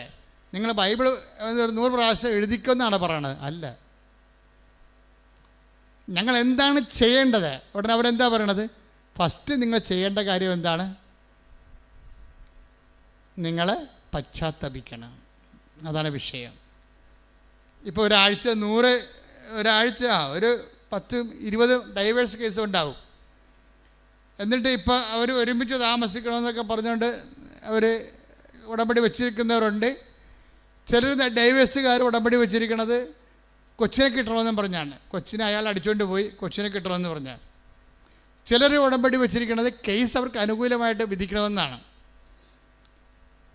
പക്ഷേ ഇതിൻ്റെ ഇടയ്ക്ക് ഈ ഡൈവേഴ്സ് കേസുകാർ എന്താ ചെയ്തിരിക്കണം? ചിലർ പറഞ്ഞിട്ട് കൊച്ചിനെ കിട്ടണം. ചിലരെന്താ പറഞ്ഞിരിക്കുന്നത്? കേസ് അവർക്ക് അനുകൂലമായിട്ട് വിധിക്കണം. ചിലരെന്താ പറഞ്ഞിരിക്കുന്നത്? ചിലവിന് കിട്ടണം. ചിലരെന്താ പറഞ്ഞിരിക്കുന്നത്? അതായത് ഇതുപോലെ ഓരോ വിഷയങ്ങളാണ് പറഞ്ഞിരിക്കുന്നത്. ചിലർ മാത്രം ഒരുമിച്ച് താമസിക്കണമെന്ന് പറഞ്ഞിട്ടുണ്ട്. ചിലർ മാത്രം. ഇതിനകത്ത് ഏതാണ് ദൈവഹിതം? അപ്പം ഞാൻ അവളോട് ചോദിക്കും, അല്ലെങ്കിൽ അവനോട് ചോദിക്കും, നീ കൊണ്ടുപോയാക്കിയതാണ്, അവളെ ഉപദ്രവിച്ച് വിട്ടതാണെന്ന് ചോദിക്കുമ്പോൾ ഇവൻ പമ്മും. ഇവന് ഡൈവേഴ്സ് കിട്ടിയിട്ട് വേറെ കെട്ടണം, അതിനുവേണ്ടി ഉടമ്പടി എടുത്തിരിക്കണം പന്നി. ഇതാണ് പ്രശ്നം. എത്രയും വേഗം ഡൈവേഴ്സ് കിട്ടിയിട്ട് മാതാവ് ഡൈവേഴ്സ് കൊടുക്കണം. പണിയല്ലേ മാതാവിന്, പുതിയ പണി. മാതാവിന് പണി അങ്ങോട്ട് കൊടുത്തിരിക്കുകയാണ്. എന്താ കാര്യം? ഡൈവേഴ്സ് ആക്കിയിട്ട് വേറെ പെണ്ണെ കെട്ടണം. അടിപൊളി. ഇത് തന്നെ പെണ്ണും പറഞ്ഞിട്ടുണ്ട്. ഇതിനകത്തൊരു പൊട്ടിച്ചിലിൻ്റെ ആവശ്യം ഉണ്ടാവും. എന്താ കാര്യം? ദൈവം ആഗ്രഹിക്കുന്നത് പശ്ചാത്താപമാണ്. ഇതിനകത്ത് പശ്ചാത്താപം എന്നൊരു കണ്ടൻ്റ് ഉണ്ട്. അത് ഉടമ്പടിയല്ല, എന്ത് സംഭവമായാലും സത്യദൈവത്തിൻ്റെ വിഷയങ്ങളിലെല്ലാം മനുഷ്യൻ്റെ വിശുദ്ധീകരണം മസ്റ്റാണ്. മന്ത്രവും തന്ത്രവും അങ്ങനെയുള്ള പരിപാടിയൊക്കെ ആണെങ്കിൽ ഒരു വിശുദ്ധീകരണം വേണ്ട. നമുക്ക് വേണമെങ്കിൽ ആഭിചാരം ചെയ്ത് ആരും കൊല്ലുകയും ചെയ്യാം. പക്ഷേ സത്യദൈവം, നിത്യജീവൻ എന്നുള്ള ഫോർമാറ്റിൽ പോകുന്ന എല്ലാ വിഷയങ്ങൾക്കും നിങ്ങളുടെ പശ്ചാത്താപം മസ്റ്റായിട്ട് വരും. ഈ പശ്ചാത്താപം എന്താ വരണത്? അപ്പം നിങ്ങൾ ആദ്യം ഉടമ്പെടുക്കുമ്പോൾ തന്നെ നിങ്ങൾ വാളും പരിചയം കൊണ്ടുവന്ന് കർത്താവിൻ്റെ അടുത്ത് വെക്കണം. നിങ്ങൾ വീട്ടിലെ വാളും പരിചയം അംഗമല്ലായിരുന്നോ? അല്ലേ? ആദ്യം ഇത് വാളും പരിചയം കൊണ്ടുവന്ന് വെക്കണം. ഇപ്പം നിങ്ങൾ വാളും പരിചയം കൊണ്ട് അവൾ നല്ല വെട്ടിയപ്പോഴാണല്ലോ ഇപ്പോൾ വക്കീലെടുത്ത് കൊടുത്തിരിക്കുന്നത്. നിങ്ങളുടെ വാളും പരിചയമൊക്കെ വക്കീൽ വെട്ടിക്കൊള്ളാൻ പറയും. എന്നിട്ട് ജഡ്ജി തീരുമാനിക്കട്ടെ ആര് ജയിച്ചെന്ന് പറയും. നിങ്ങൾ വിചാരിച്ച കോടതിയിൽ നിങ്ങളുടെ വിഷയങ്ങൾ ചെല്ലണത് തന്നെ നിങ്ങൾക്ക് നാണക്കേടാണെന്ന്. എന്താ കാര്യം? നിങ്ങൾ ജയിച്ചാൽ ഓന്തോടിയാൽ വെയിലി വരെ, ചെമ്മീൻ ചാടിയാൽ ചട്ടി വരെ. അത്രേ ഉള്ളൂ. നിങ്ങൾ ജയിച്ച എത്ര കൊല്ലത്തേക്ക് ജയിക്കാൻ പറ്റും? നിങ്ങൾക്ക് ഈ ജീവിതത്തെ മാത്രം ജയിക്കാൻ പറ്റും. മേ ബി ഒരു 40 കൊല്ലമാണ് മാക്സിമം. അത് കഴിയുമ്പോൾ കൊമ്പും കോലൊക്കെ മുക്കിന്നും വൈകുന്നൊക്കെ കൊമ്പും കോലും ഇട്ടിട്ട് സൂപ്പർ സ്പെഷ്യാലിറ്റി ഹോസ്പിറ്റൽ ഉണ്ടാവില്ല. അതിപ്പോൾ ഞാനായാലും നീയായാലും എപ്പോഴും നമ്മൾ ശ്രദ്ധിക്കേണ്ട കാര്യം വെച്ച് കഴിഞ്ഞാൽ ഈ കൊച്ചു ജീവിതത്തിന് വേണ്ടി നീ ദൈവത്തെ ഉടനെ തള്ളിപ്പറയുകയാണ്, ദൈവത്തിൻ്റെ വചനത്തെ തള്ളിപ്പറയുകയാണ്. അവിശ്വാസിയായ ഭർത്താവ് ഭാര്യ മുഖേന വിശുദ്ധീകരിക്കപ്പെടും. നേരെ മറിച്ച് സംഭവിക്കും. ഉടമ്പടി എടുക്കുമ്പോൾ നീ ഒരു തുറന്ന മനോഭാവം ആദ്യം, ദൈവമേ എവിടെയാണ് തെറ്റെന്നറിയത്തില്ല. നമുക്കറിയാം ഞാൻ എവിടെയാണ് തെറ്റെന്നറിയത്തില്ല. ഇപ്പം നിങ്ങൾക്കറിയാമല്ലോ, ഇപ്പോൾ 2 മക്കളേ ഉള്ളൂ. പണ്ട് 10 മക്കളൊക്കെ ഉണ്ടായിരുന്ന സമയത്ത് തട്ടിമുട്ടിയാലും ആരും മൈൻഡ് ചെയ്യത്തില്ല, തന്നെ എഴുന്നേറ്റ് പോകും. ഇപ്പം പിള്ളേർ വീണ് കഴിഞ്ഞാൽ അവിടെ തന്നെ കിടന്ന് കാറും. നിലവിളിച്ചില്ലെങ്കിൽ അവരവിടുത്തെ എടുത്ത് അവിടെ കിടന്ന് 1 വയസ്സുകാരനെ കൊച്ചാണ് ശരി, അവിടെ കിടന്ന് വേണമെങ്കിൽ കിട്ടിയ സാധനം എടുത്ത് നമുക്ക് എറിയും. കാര്യം പണ്ട് 10-12 പിള്ളേരുണ്ടായപ്പോൾ നമുക്ക് പ്രശ്നമില്ല. വീണ് എഴുന്നേറ്റ് പോകും. ആര് മൈൻഡ് ചെയ്യാനാണ്? ഇപ്പം മൈൻഡ് ചെയ്യാൻ ആളുള്ള കാരണം കുഞ്ഞുനാൾ മുതലേ ഭയങ്കര പൊസസീവാണ് ആൾക്കാർ. ഒന്നും ഉൾക്കൊള്ളാൻ പറ്റത്തില്ല. അതുകൊണ്ട് ഇവിടെ വന്ന് കയറുമ്പോൾ തന്നെ അല്ലെങ്കിൽ അവളല്ലെങ്കിൽ അവൻ, അവളുടെ അല്ലെങ്കിൽ അവൻ്റെ കുറ്റങ്ങളാണ് ആദ്യം എഴുന്നള്ളിക്കണത്. അപ്പോൾ അതോടുകൂടി വീട്ടുകാരെന്ത് ചെയ്യും? വീട്ടുകാർ എന്നാൽ നീ ഇങ്ങോട്ട് പോരാൻ പറയും, അമ്മ പറയും. അപ്പോൾ ആ തള്ള എന്നോട് അങ്ങനെ കാണിച്ചു, അവിടെ പോന്നൊക്കെ കൊടുത്തിട്ട് പോരാൻ പറയും. ഇയാളും വന്ന് ഉടമ്പടി എടുത്തിട്ടുണ്ട്. അതാ പ്രശ്നം. ആ ആളും വന്ന് ഉടമ്പടി എടുത്തിട്ടുണ്ട്. അപ്പം നിങ്ങൾ എങ്ങനെയാണ് അധപ്പതിച്ചതെന്ന് ആദ്യം എവിടുന്നാണ് തുടങ്ങിയത്? എങ്ങനെയാണ് നിങ്ങൾ അധപ്പതിക്കാൻ കാരണം? ഇപ്പം അമ്മയെ സംബന്ധിച്ചത് ഇപ്പോൾ ക്ലിൻ്റൺ അച്ഛൻ രാവിലെ പറഞ്ഞ എക്സാമ്പിൾ കണ്ടില്ലേ? അതായത് അവർ വർഷങ്ങൾ പിരിഞ്ഞിരുന്ന ആൾക്കാർ ഉടമ്പടി എടുത്തപ്പോൾ അമ്മ 2 പേരെയും കൂട്ടി യോജിപ്പിച്ച് കുഞ്ഞിനെയും കൊടുത്ത് പരമസന്തോഷമായിട്ട് അവർ ജീവിക്കുകയാണ്. അപ്പോൾ അങ്ങനെ ദൈവത്തിൻ്റെ ഭാഗത്തുനിന്ന് അങ്ങനെ ഒരു ജീവിതം, നിനക്ക് സങ്കല്പിക്കാൻ പറ്റാത്തൊരു ജീവിതം ദൈവത്തിൻ്റെ കയ്യിലുണ്ട്. നിനക്കത് വേണ്ട. നിൻ്റെ ജീവിത പങ്കാളിക്ക് ഇന്ന കുഴപ്പങ്ങളുണ്ട്. രഹസ്യമായ കുഴപ്പമാകാം, ചെറുത് പരസ്യമായ കുഴപ്പമാകാം. അതുകൊണ്ട് പുതിയ ഒരു ഉരുപ്പടിനെ കിട്ടിയാൽ കൊള്ളാവുന്നതിൻ്റെ മനസ്സിൽ രഹസ്യ അജണ്ട ഉണ്ടാകും. മനസ്സിലായില്ലേ? അപ്പം അതുകൊണ്ട് അതൊക്കെ ദൈവത്തിന് അറിയാമല്ലോ. നിൻ്റെ ഉദ്ദേശം ചിലപ്പോൾ വേറെ ആയിരിക്കുമെന്ന് അറിയാമല്ലോ. അത് വളരെ മനുഷ്യൻ്റെ പുറത്ത് പറയാൻ കൊള്ളാത്ത ഉദ്ദേശമായിരിക്കും നിൻ്റെ മനസ്സിലുള്ളതെന്ന് ദൈവത്തിന് അറിയാം. ഇത് വെച്ചുകൊണ്ട് ഉടമ്പടി ചെയ്താൽ ആദ്യം ചെയ്യേണ്ടത്, കർത്താവേ എൻ്റെ ഹൃദയ വിചാരങ്ങൾ നിനക്കറിയാം. ഹൃദയ വിചാരം എന്ന് പറഞ്ഞാൽ നിസ്സാര കാര്യമൊന്നുമല്ല. ഒരു കോടതിയിലും ഹൃദയ വിചാരണ ചെയ്യപ്പെടത്തില്ല. പക്ഷെ ദൈവത്തിൻ്റെ തിരുസ്ഥിതി. Take the word of God. 139 സങ്കീർത്തനം 2-ാം തിരുവചനം. ഞാൻ ഇരിക്കുന്നതും എഴുന്നേൽക്കുന്നതും അവിടുന്ന് അറിയുന്നു. ഞാൻ ഇരിക്കുന്നതും എഴുന്നേൽക്കുന്നതും അവിടുന്ന് അറിയുന്നു. ഞാൻ ഇരിക്കുന്നതും എഴുന്നേൽക്കുന്നതും അവിടുന്ന് അറിയുന്നു. എന്റെ വിചാരങ്ങൾ അവിടുന്ന് അകലെ നിന്ന് മനസ്സിലാക്കുന്നു. ഇവിടെയാണ് പ്രശ്നം വരാൻ പോണത്. നിങ്ങളിപ്പോൾ ഈ വിഷയം കൊണ്ട് ഉദ്ദേശിക്കുന്നത് എന്താണെന്ന്, നിങ്ങളുടെ മനസ്സിലിരിപ്പ് എന്താണെന്ന് ദൈവത്തിന് അറിയാം. നിങ്ങളിപ്പോൾ 5 സെൻറ്റ് സ്ഥലം മേടിക്കണമെന്ന് ഞാൻ പറഞ്ഞില്ലേ? 5 സെൻറ്റ് സ്ഥലം മേടിക്കുമ്പോൾ നിങ്ങൾ ചോദിക്കണം എന്താണ്? അച്ഛൻ നേരത്തെ പറഞ്ഞ എക്സാമ്പിളാണിത്. എന്താണ് നിങ്ങൾ ചോദിക്കണം? മൂത്ത മകനെയും മക്കളെയും അങ്ങോട്ട് മാറ്റി താമസിപ്പിക്കണമെന്നാണ് നിങ്ങൾ ഉദ്ദേശിക്കുന്നത്. പക്ഷേ നിങ്ങൾ ഉദ്ദേശിക്കുന്നത് അതല്ല. നിങ്ങൾ ഉദ്ദേശിക്കുന്നത് ആ സ്ഥലം മേടിച്ചില്ലെങ്കിൽ അവിടെ കൂടി വീടിൻ്റെ പുറകിലുള്ള ആൾക്കാർ റോഡിടുക മാത്രമല്ല, വീട്ടിലുള്ളവൻ കയറി അവിടെ നമ്മളെക്കാൾ വലിയ വീട് വെച്ച് അവിടെ താമസിക്കുക നമുക്ക് സഹിക്കാൻ പറ്റത്തില്ല. അതാണ് ഹൃദയ വിചാരം എന്ന് പറയുന്നത്. ഉടമ്പടിയിൽ എല്ലാത്തിനും രഹസ്യ അജണ്ടകളുണ്ട്. രഹസ്യ അജണ്ടകളുമായിട്ടൊരു സംഭവം ഇട്ടാൽ ഉപ്പിരിക്കുന്ന കുടം ഉടയണ പോലെ നീ ഉടയും. പ്രാർത്ഥിക്കുക, കർത്താവായ ദൈവമേ, വിശുദ്ധമായ ഉടമ്പടി വിശുദ്ധിയോടെ നിർവഹിക്കുവാൻ വിശുദ്ധമായ മനസ്സാക്ഷിയാൽ എന്നെ സ്നാനപ്പെടുത്തണമേ. അപ്പൊ ഹൃദയം ഒരു കർത്താവിൻ്റെ വചനങ്ങളിലേക്ക് വരുമ്പോഴും ഉടമ്പടി ജീവിതം തുറന്നു വെക്കുമ്പോഴും ദൈവത്തിൻ്റെ പദ്ധതി അനുസരിച്ച് കൊണ്ട് ഞങ്ങൾ എന്താണ് ചെയ്യേണ്ടത് ദൈവത്തോട് ചോദിക്കണം. അല്ല, ഞാൻ ഇന്ന കാര്യങ്ങൾ ചെയ്താൻ തീരുമാനിച്ചു, എൻ്റെ അമ്മ ഇന്ന കാര്യങ്ങൾ ഞാൻ ചെയ്യണമെന്ന് തീരുമാനിച്ചു, അതിന് വേണ്ടി എന്നെ സഹായിക്കാൻ ദൈവം ആരും ഗുഡ പണിക്ക് വരികയാണ്. നിൻ്റെ അമ്മ എന്നോട് പറഞ്ഞിട്ടുണ്ട് ഇന്ന കാര്യങ്ങൾ ചെയ്യേണ്ടതെന്ന്. അതുകൊണ്ട് ഞങ്ങൾ ഇന്ന കാര്യങ്ങൾ ചെയ്യാൻ തീരുമാനിച്ചു, അതുകൊണ്ട് ഞങ്ങളെ സപ്പോർട്ട് ചെയ്യണം. ദൈവം ആരാണ്? നിൻ്റെ ഗുണ്ട പണിക്ക് വേണ്ടി വരാൻ പോകണം. നീ എൻ്റെ കൊട്ടേഷൻ എടുത്തിരിക്കണം, ഉടമ്പടിയാണ് നീ എടുത്തിരിക്കണം, കൊട്ടേഷനാണ് എടുത്തിരിക്കണം മാതാവിൻ്റെ. അപ്പോൾ അഭ്യാസം കാണിക്കാതെ സത്യസന്ധമായിട്ട് ഹൃദയം നുറുങ്ങാൻ വേണ്ടി പ്രാർത്ഥിക്കുക. കർത്താവ് ദൈവമേ, അങ്ങേ സ്വീകരിക്കാൻ, ആത്മാവിൽ നിറയാൻ, എന്റെ ഹൃദയം നുറുക്കുന്ന അനുതാപത്താൽ അഭിഷേകം ചെയ്യണമേ. ശ്രദ്ധിക്കട്ടെ. ഹല്ലേലൂയ, ഹല്ലേലൂയ, ഹല്ലേലൂയ, ഹല്ലേലൂയ, ഹല്ലേലൂയ, ഹല്ലേലൂയ, ഹല്ലേലൂയ, ഹല്ലേലൂയ. മഹത്വം, മഹത്വം.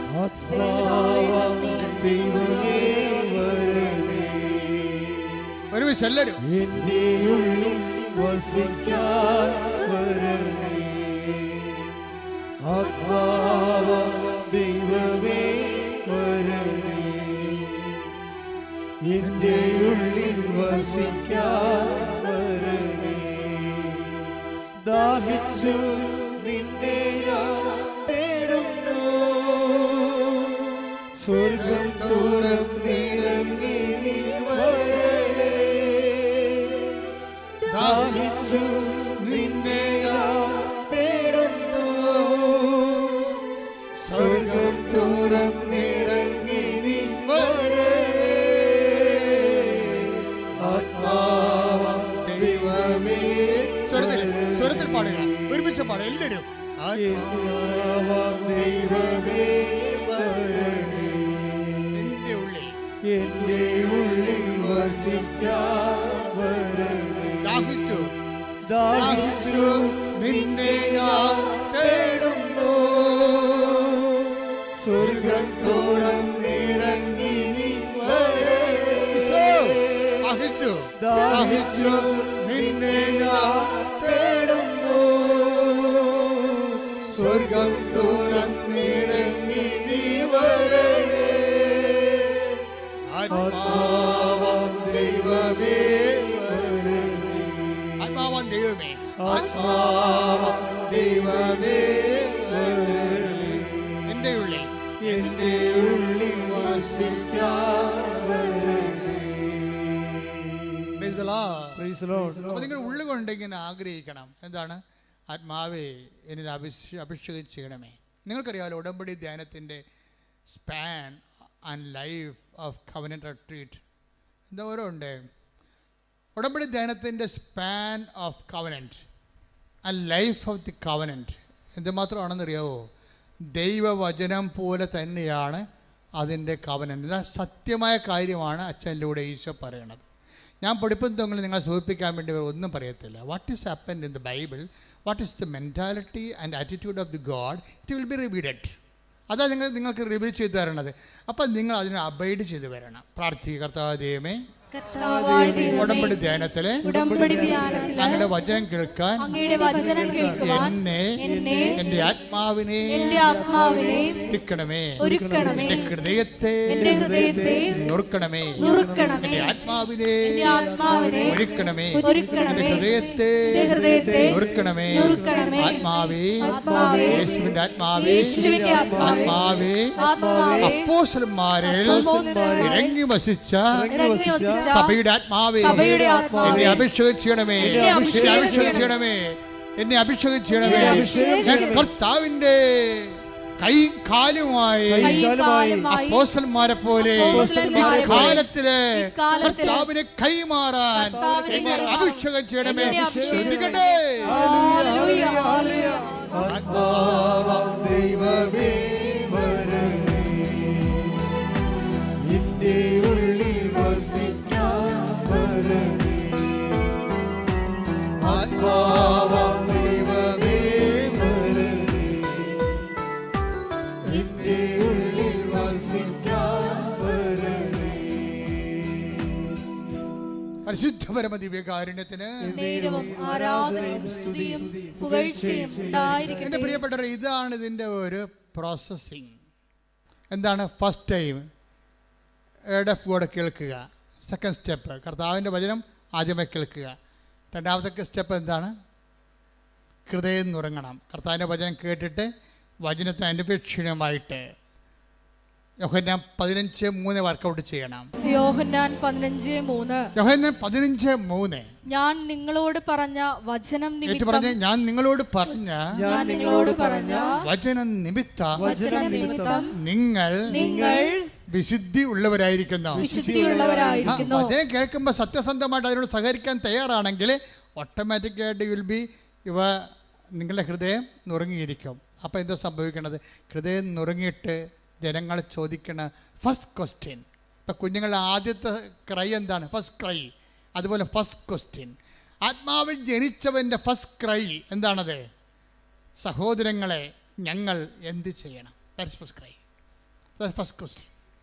വചനം ശ്രവിച്ചവൻ്റെ ആദ്യത്തെ നിലവിളി, ആത്മാവിൽ ജനിച്ച ദൈവ പൈതലിൻ്റെ ഫസ്റ്റ് ക്രൈ എന്താണത്? സഹോദരങ്ങളെ ഞങ്ങൾ എന്ത് ചെയ്യണം? അതാണ് ചോദ്യം. അപ്പം എന്ത് ചെയ്യണമെന്ന് പറയുമ്പോൾ ഒറ്റ ഉത്തരവേ ഉള്ളൂ പത്രോസിന്. എന്താ പറയണത്? അവൻ പറയണത് പോലെ അവൻ പറഞ്ഞത് എന്താ? പർക്കോസിന്റെ 1:15 അവൻ പറഞ്ഞു സമയം പൂർത്തിയായി, ദൈവരാജ്യം സമീപിച്ചിരിക്കുന്നു, അനുതപിച്ച് സുവിശേഷത്തിൽ വിശ്വസിക്കുവിൻ. മനസ്സിലായില്ലേ? അപ്പം പരിശുദ്ധാത്മാവിനെ ലഭിക്കാനുള്ള ആദ്യ ഫോർമുല എന്താണ്? പത്രോസ് എന്താ പറയണത്? നിങ്ങൾ പശ്ചാത്തപിക്കുവിനെന്നല്ലേ? അത് ആ ലൂക്ക്, അതായത് നടപടിയുടെ 2:38 നിങ്ങൾ പശ്ചാത്തപിക്കണമെന്ന് പറഞ്ഞ പത്രോസ് ആണെങ്കിൽ അത് പറഞ്ഞ പത്രോസ് അല്ലല്ലോ. അതാരാ പറഞ്ഞത്? കർത്താവ് ആദ്യം പറഞ്ഞ വാക്കാണ്. എന്താണ്? Time. The time is at hand, the kingdom of God is at hand. രണ്ടും ഒരുമിച്ചാണ് പറഞ്ഞിരിക്കുന്നത്. സമയം പൂർത്തിയായിരിക്കുന്നു. The time is accomplished. സമയം പൂർത്തിയായി. നിന്റെ സമയം, വചനം എപ്പോൾ കേൾക്കുന്നു അപ്പോൾ ദൈവകൃപയുടെ സമയം ഉദ്ഘാടനം ചെയ്യപ്പെടുകയാണ്. കൈയടിച്ച് ശ്രദ്ധിക്കട്ടെ. ഹല്ലേലൂയ, ഹല്ലേലൂയ, ഹല്ലേലൂയ, ആരാധന, ഹല്ലേലൂയ. നിന്നെ ഞാൻ തേടുന്നു, സ്വർഗ്ഗം തുറന്നിറങ്ങി നീ വരണേ. ദാഹിച്ചു നിന്നെ ഞാൻ തേടുന്നു, സ്വർഗ്ഗം തുറന്നിറങ്ങി നീ വരണേ. ആത്മാവാം ദൈവമേ വരണേ, എന്റെ ഉള്ളിൽ വസിക്കാൻ വരണേ. ഇത് പേര് സിമ്പിളാണ്. നോക്കിയേ, ആദ്യമേ പെന്തക്കോസ്തായിൽ ആത്മാവിനെ പത്രോസിന് ലഭിക്കുന്നു, സ്ലീഹന്മാർക്ക് ലഭിക്കുന്നു. അത് കണ്ടു നിന്ന ജനങ്ങൾക്ക് അഭിഷേകത്തോടെ അവർ ചോദിക്കുന്നു, എന്താണ്? ഈ ആത്മാവിനെ ഞങ്ങൾക്കും സ്വീകരിക്കണം, അതിന് ഞങ്ങൾ എന്ത് ചെയ്യണം? അപ്പോൾ ഞങ്ങൾ എന്ത് ചെയ്യണമെന്ന് ചോദിക്കുമ്പോൾ അത് കവനന്റിൻ്റെ ഫോർമാറ്റാണ്. പത്രോസ് എന്താ പറയും? അവൻ പറയണ പോലെ നിങ്ങൾ ചെയ്യണം. അവനെന്താണ് ആദ്യം പറഞ്ഞത്? അവൻ പറഞ്ഞത് മർക്കോസ് 1:15 എന്താണ്? നിങ്ങൾ പശ്ചാത്തപിക്കണം, ദൈവരാജ്യം സമീപിച്ചിരിക്കുന്നു, സുവിശേഷത്തിൽ വിശ്വസിക്കണം. അപ്പോൾ സുവിശേഷത്തിൽ വിശ്വസിച്ചുകൊണ്ട് ആ സുവിശേഷം ആക്ടിവേറ്റ് ചെയ്ത് കഴിയുമ്പോൾ, ലൈഫിൽ ചെയ്യുമ്പോൾ നിങ്ങളുടെ സമയം പൂർത്തിയാകും. അപ്പോൾ എന്ത് ചെയ്യും? അപ്പോൾ ആത്മാവിനെ കിട്ടും. അപ്പോൾ കവനൻ്റ് എന്ന് പറയുന്ന ഉദ്ദേശം എന്താണ്? ഒരു ഉടമ്പടിയുടെ അൾട്ടിമേറ്റ് എയിമും ഫസ്റ്റ് ടൈമും ലാസ്റ്റ് ടൈമും ആത്മാവിൻ്റെ അഭിഷേകമാണ്. കൈയടിച്ച് ശ്രദ്ധിക്കട്ടെ. ഇതിനകത്തുള്ള ഒരു ടോപ്പ് സെക്യൂരിറ്റി എന്താണെന്ന് അറിയാമോ? ഇപ്പം നമ്മളുടെ ഒരു നോട്ടിൽ 17 സെക്യൂരിറ്റി മാർക്കുകളുണ്ട് അല്ലേ? ഒരു നോട്ടിൽ 500 നോട്ടിലൊക്കെ ഗവൺമെൻറ് അംഗീകരിച്ച 17-18 സെക്യൂരിറ്റി മാർക്കുകളുണ്ട്. നമുക്ക് 1-2 മാർക്ക് അറിയാൻ പറ്റും. നമുക്ക് ജലമുദ്ര അറിയാം. അത് നോക്കുമ്പോൾ അശോക ചക്രമൊക്കെ ഇരിക്കണ കാണാം അതിനകത്ത്. പിന്നെ വാട്ടർ മാർക്ക് കാണാം. പക്ഷേ ഗവൺമെൻറ്റിനറിയാം 17 ഉണ്ട്. കള്ളനോട്ടും ഒറിജിനൽ നോട്ടും തമ്മിൽ ഗവൺമെൻറ് അംഗീകരിച്ച 17 സെക്യൂരിറ്റി നോട്ടുണ്ട്. അപ്പോൾ 17 സെക്യൂരിറ്റി നോട്ടുണ്ടെങ്കിൽ അതിൻ്റെ അർത്ഥം അത് റിയൽ നോട്ടാണെന്ന്. അതിൻ്റെ മൂല്യം, ഇന്ത്യയിൽ മൂല്യം ഉണ്ടാവും, അല്ലെങ്കിൽ നിങ്ങളകത്താവും. വേറെ പ്രശ്നമൊന്നുമില്ല. നിങ്ങളിത് എവിടെ നിന്ന് കിട്ടിയെന്ന് അവർ ചോദിക്കും. റൂട്ട് ചെയ്ത് പിന്നെ പണിയായിരിക്കും. പിന്നെ 10,000 ചോദ്യങ്ങൾ വരണം. അപ്പം ഇതുപോലെ കവന്റ് എന്ന് പറയുമ്പോൾ ഇതുപോലെ കുറേ സെക്യൂരിറ്റി ത്രെഡുകളുണ്ട് ഇതിൻ്റെ അകത്ത്. നിങ്ങളുടെ കയ്യിരിക്കുന്ന സംഭവത്തിന് കാന്തി കണ്ണടയില്ലെങ്കിൽ പണിയാവും. നിങ്ങളുടെ പല ഉടമ്പടിക്കും സെക്യൂരിറ്റി ത്രെഡുകളില്ല ആൾക്കാർക്ക്. ഉടമ്പടി ആദ്യം നമ്മൾ ചെയ്യേണ്ടത് ഈ സെക്യൂരിറ്റി ത്രെഡ് ഉറപ്പ് വരുത്തണം. എന്നുവെച്ചാൽ ഉടമ്പടി എന്താണ് നമ്മൾ ദൈവത്തോട് ചെയ്തിരിക്കുന്നത്, വാഗ്ദാനം ചെയ്തിരിക്കുന്നത്, അത് നമ്മൾ ചെയ്തിട്ടുണ്ടോ എന്ന് ഉറപ്പ് വരുത്തുക. അപ്പോൾ സെക്യൂരിറ്റി ത്രെഡ് ഓക്കെ ആവും. എന്താ കാര്യം ചെയ്തത്? ഒന്ന് ഇത് ഓക്കെ ആയി കഴിഞ്ഞാൽ പിന്നെ വേറെ ഒരു പ്രശ്നവുമില്ല. ബാക്കി എന്താ കാര്യം? പിന്നെ വേറെ പ്രശ്നമൊന്നുമില്ല. ബാക്കി ദൈവം ചെയ്യേണ്ടതാണ്. നമ്മളുടെ കാര്യം നമ്മുടെ ഭാഗത്ത് നമ്മൾ ഓക്കെ ആയിക്കഴിഞ്ഞാൽ പിന്നെ ഒരു പ്രശ്നമില്ല. ഈ 500 രൂപ നോട്ട് ലോകത്ത് എവിടെ കൊടുത്താലും വാല്യൂ ഉള്ളതാണ്. കാര്യം എന്താണ്? അത് കള്ളനോട്ടല്ല. കവനൻ്റ് അങ്ങനെയാണ്. കവനൻ്റിൻ്റെ സെക്യൂരിറ്റി ത്രെഡുകളെല്ലാം നിങ്ങളുടെ ഇവാഞ്ചലൈസേഷൻ, നിങ്ങൾ ജനങ്ങളെ വിശ്വാസം അറിയിക്കുക, ആതുര സേവനം ചെയ്യുക, വിശുദ്ധിയോട് ജീവിക്കുക, ബൈബിൾ വായിക്കുക, പ്രാർത്ഥനാ ജീവിതം കറക്റ്റ് ചെയ്യുക, കുടുംബത്തിൽ മാന്യമര്യാദയായിട്ട് ജീവിക്കുക, സ്നേഹത്തോടെ ജീവിക്കുക, അവതാരത്തോടെ ജീവിക്കുക, കാരുണ്യത്തോടെ ജീവിക്കുക. അങ്ങനെ ജീവിത രീതി സെക്യൂരിറ്റി ത്രെഡെല്ലാം കീപ്പ് ചെയ്താൽ ഇത് എവിടെ പോയാലും ഏത് കാലത്തും ഇത് വർക്കൗട്ട് ചെയ്യും. നമുക്ക് നോട്ട് പഴയതായാൽ പോലും, ഉടമ്പടി പഴയതായാൽ പോലും പുതിയതിൻ്റെ വിലയല്ല അതിനുള്ളത്. 500 രൂപയ്ക്ക് പഴയ നോട്ടാണെന്ന് പറഞ്ഞാൽ അതിന് 5 രൂപയുടെ വിലയല്ലല്ലോ. അപ്പോൾ ഉടമ്പടി പഴയതാണെങ്കിലും നിങ്ങൾ പാലിച്ചു പോകണമെങ്കിൽ പുതിയതിൻ്റെ വിലയാണ്. കൈയടിച്ച് സ്തുതിക്കട്ടെ. ഹല്ലേലൂയ, ഹല്ലേലൂയ, ഹല്ലേലൂയ, ഹല്ലേലൂയ, ഹല്ലേലൂയ, ഹല്ലേലൂയ. പരിശുദ്ധ പരമ ദിവ്യകാരുണ്യത്തിന് അതെന്താ ഇങ്ങനെ പറയാൻ കാരണം വെച്ച് കഴിഞ്ഞാൽ, ഇപ്പം തന്നെ നമുക്ക് സങ്കീർത്തനം എടുത്ത് നോക്കളെ. സങ്കീർത്തനം 89:34. ഞാൻ എൻ്റെ ഉടമ്പടി ലംഘിക്കുകയില്ല, ഞാൻ ഉച്ചരിച്ച വാക്കിന് വ്യത്യാസം വരുത്തുകയില്ല. ദൈവത്തിൻ്റെ ഭാഗത്തുനിന്ന് പറയണതാണ്, നമ്മുടെ ഭാഗത്തുനിന്നല്ലേ. നിങ്ങൾ ഉഴപ്പിയാലും ഞാൻ ഉഴപ്പത്തില്ലെന്ന് പറയണ പച്ച മലയാളത്തിൽ. എന്താ പറയുക? സങ്കീർത്തനം 89:34. എന്താ ഒന്ന് വായിച്ചേ? ഞാൻ എൻ്റെ ഉടമ്പടി ലംഘിക്കുകയില്ല, ഞാൻ എൻ്റെ ഉടമ്പടി ലംഘിക്കുകയില്ല, ഞാൻ ഉച്ചരിച്ച വാക്കിന് വ്യത്യാസം വരുത്തുകയില്ല. അപ്പൊ ഇത് 100% ഷുവറായിട്ട് അവസാനം വരെ ദൈവം നമ്മുടെ കൂടെ നിൽക്കും. ഇത് രാത്രിയിലാണെങ്കിൽ ദൈവം എന്താ ചെയ്യണത്? വിശ്വസ്തത. അതാ സങ്കീർത്തനം 92:3 പറയണത് എന്താണ്? നിന്റെ രാത്രിയിൽ ഞാൻ നിന്നോട് വിശ്വസ്തത കാണിക്കും. അത് കാര്യം നിന്റെ രാത്രി എന്ന് പറയുമ്പോൾ കണ്ണ് കാണാൻ പാടില്ലാതെ നടക്കുകയാണ്, ബുദ്ധിയും പോലും ഇല്ലാതെ വലിയൊരു മിസ്ഗൈഡ് ചെയ്തുകൊണ്ട് നടക്കും. അന്തന ഇപ്പം നിങ്ങൾ ദൈവത്തിന് അകന്നു പോയെന്ന് വിചാരിച്ചോ? എന്തെങ്കിലും തരികട വീട്ടിൽ വന്ന് നിങ്ങൾ അകന്നു പോയെന്ന് വിചാരിച്ചോ?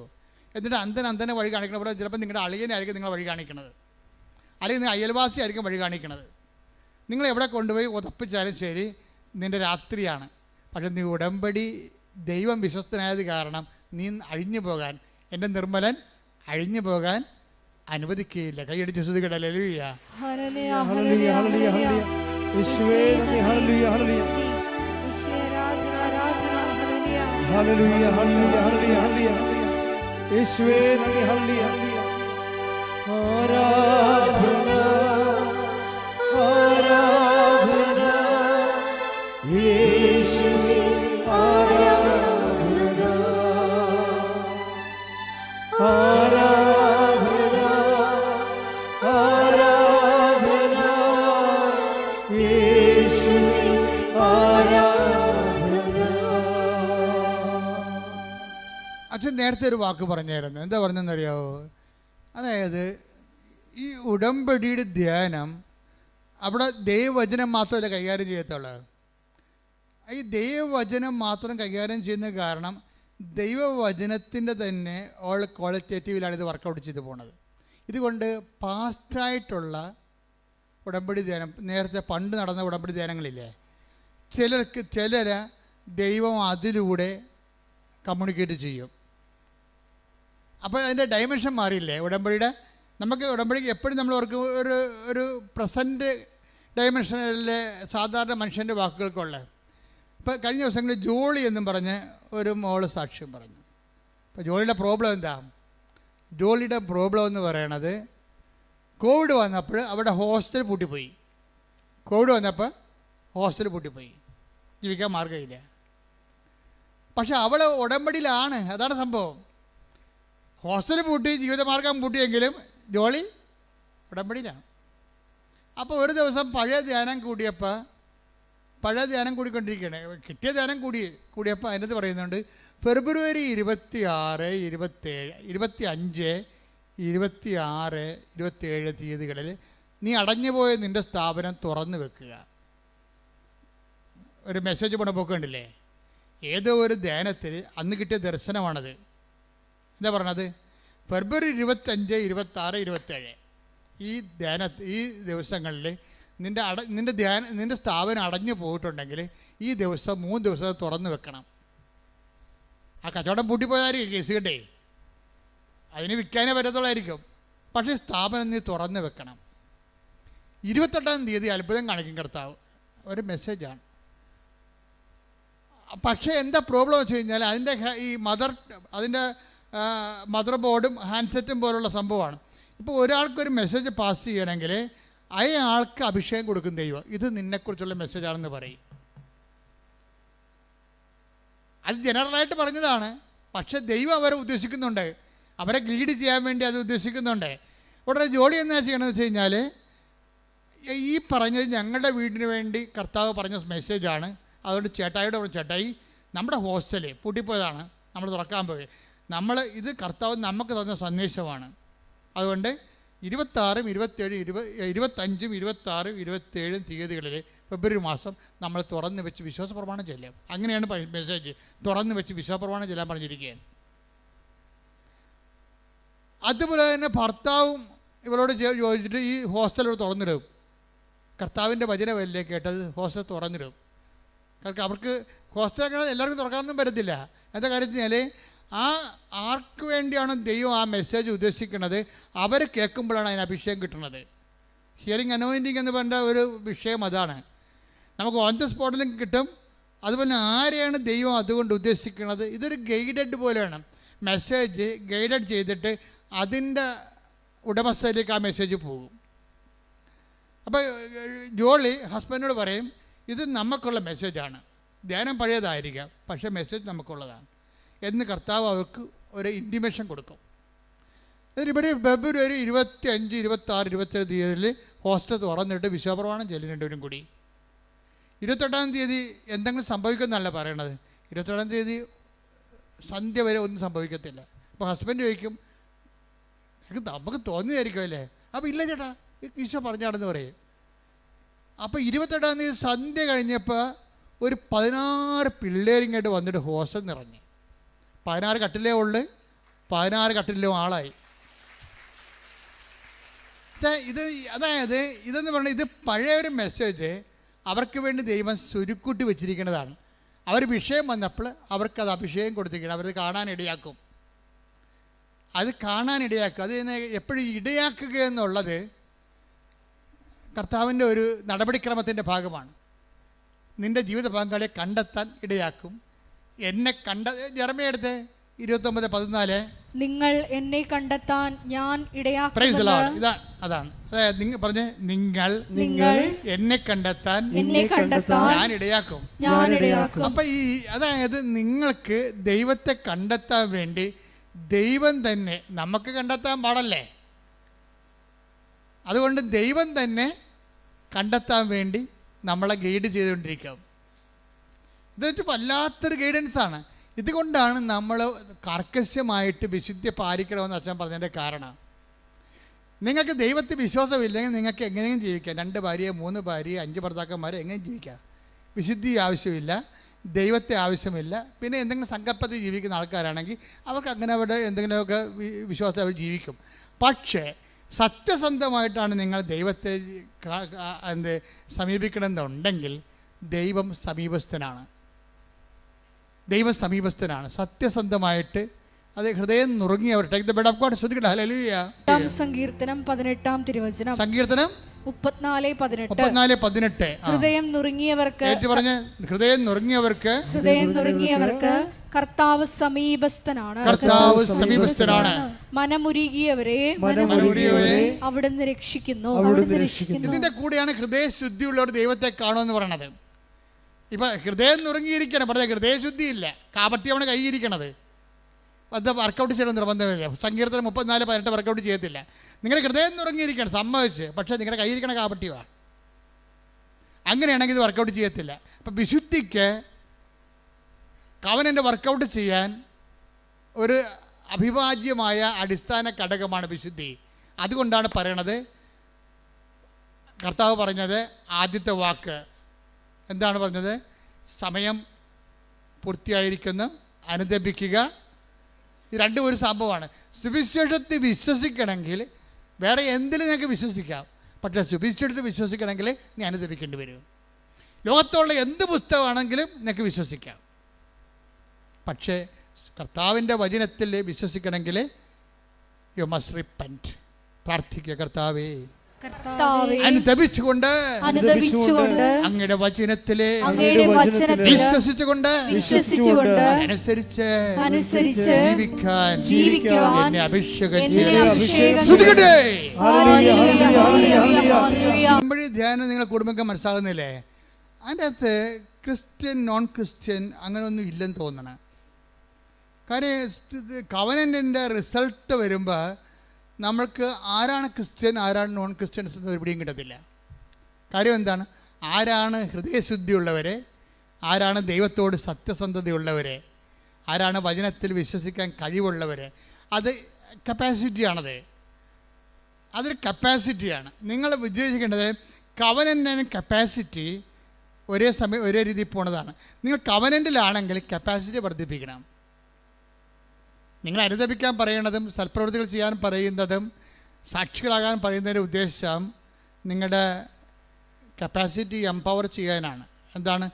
അവൻ്റെ നാമത്തിൽ വിശ്വസിക്കുന്നവർക്കെല്ലാം ദൈവ മക്കളാകാനുള്ള കഴിവ് നൽകട്ടെ.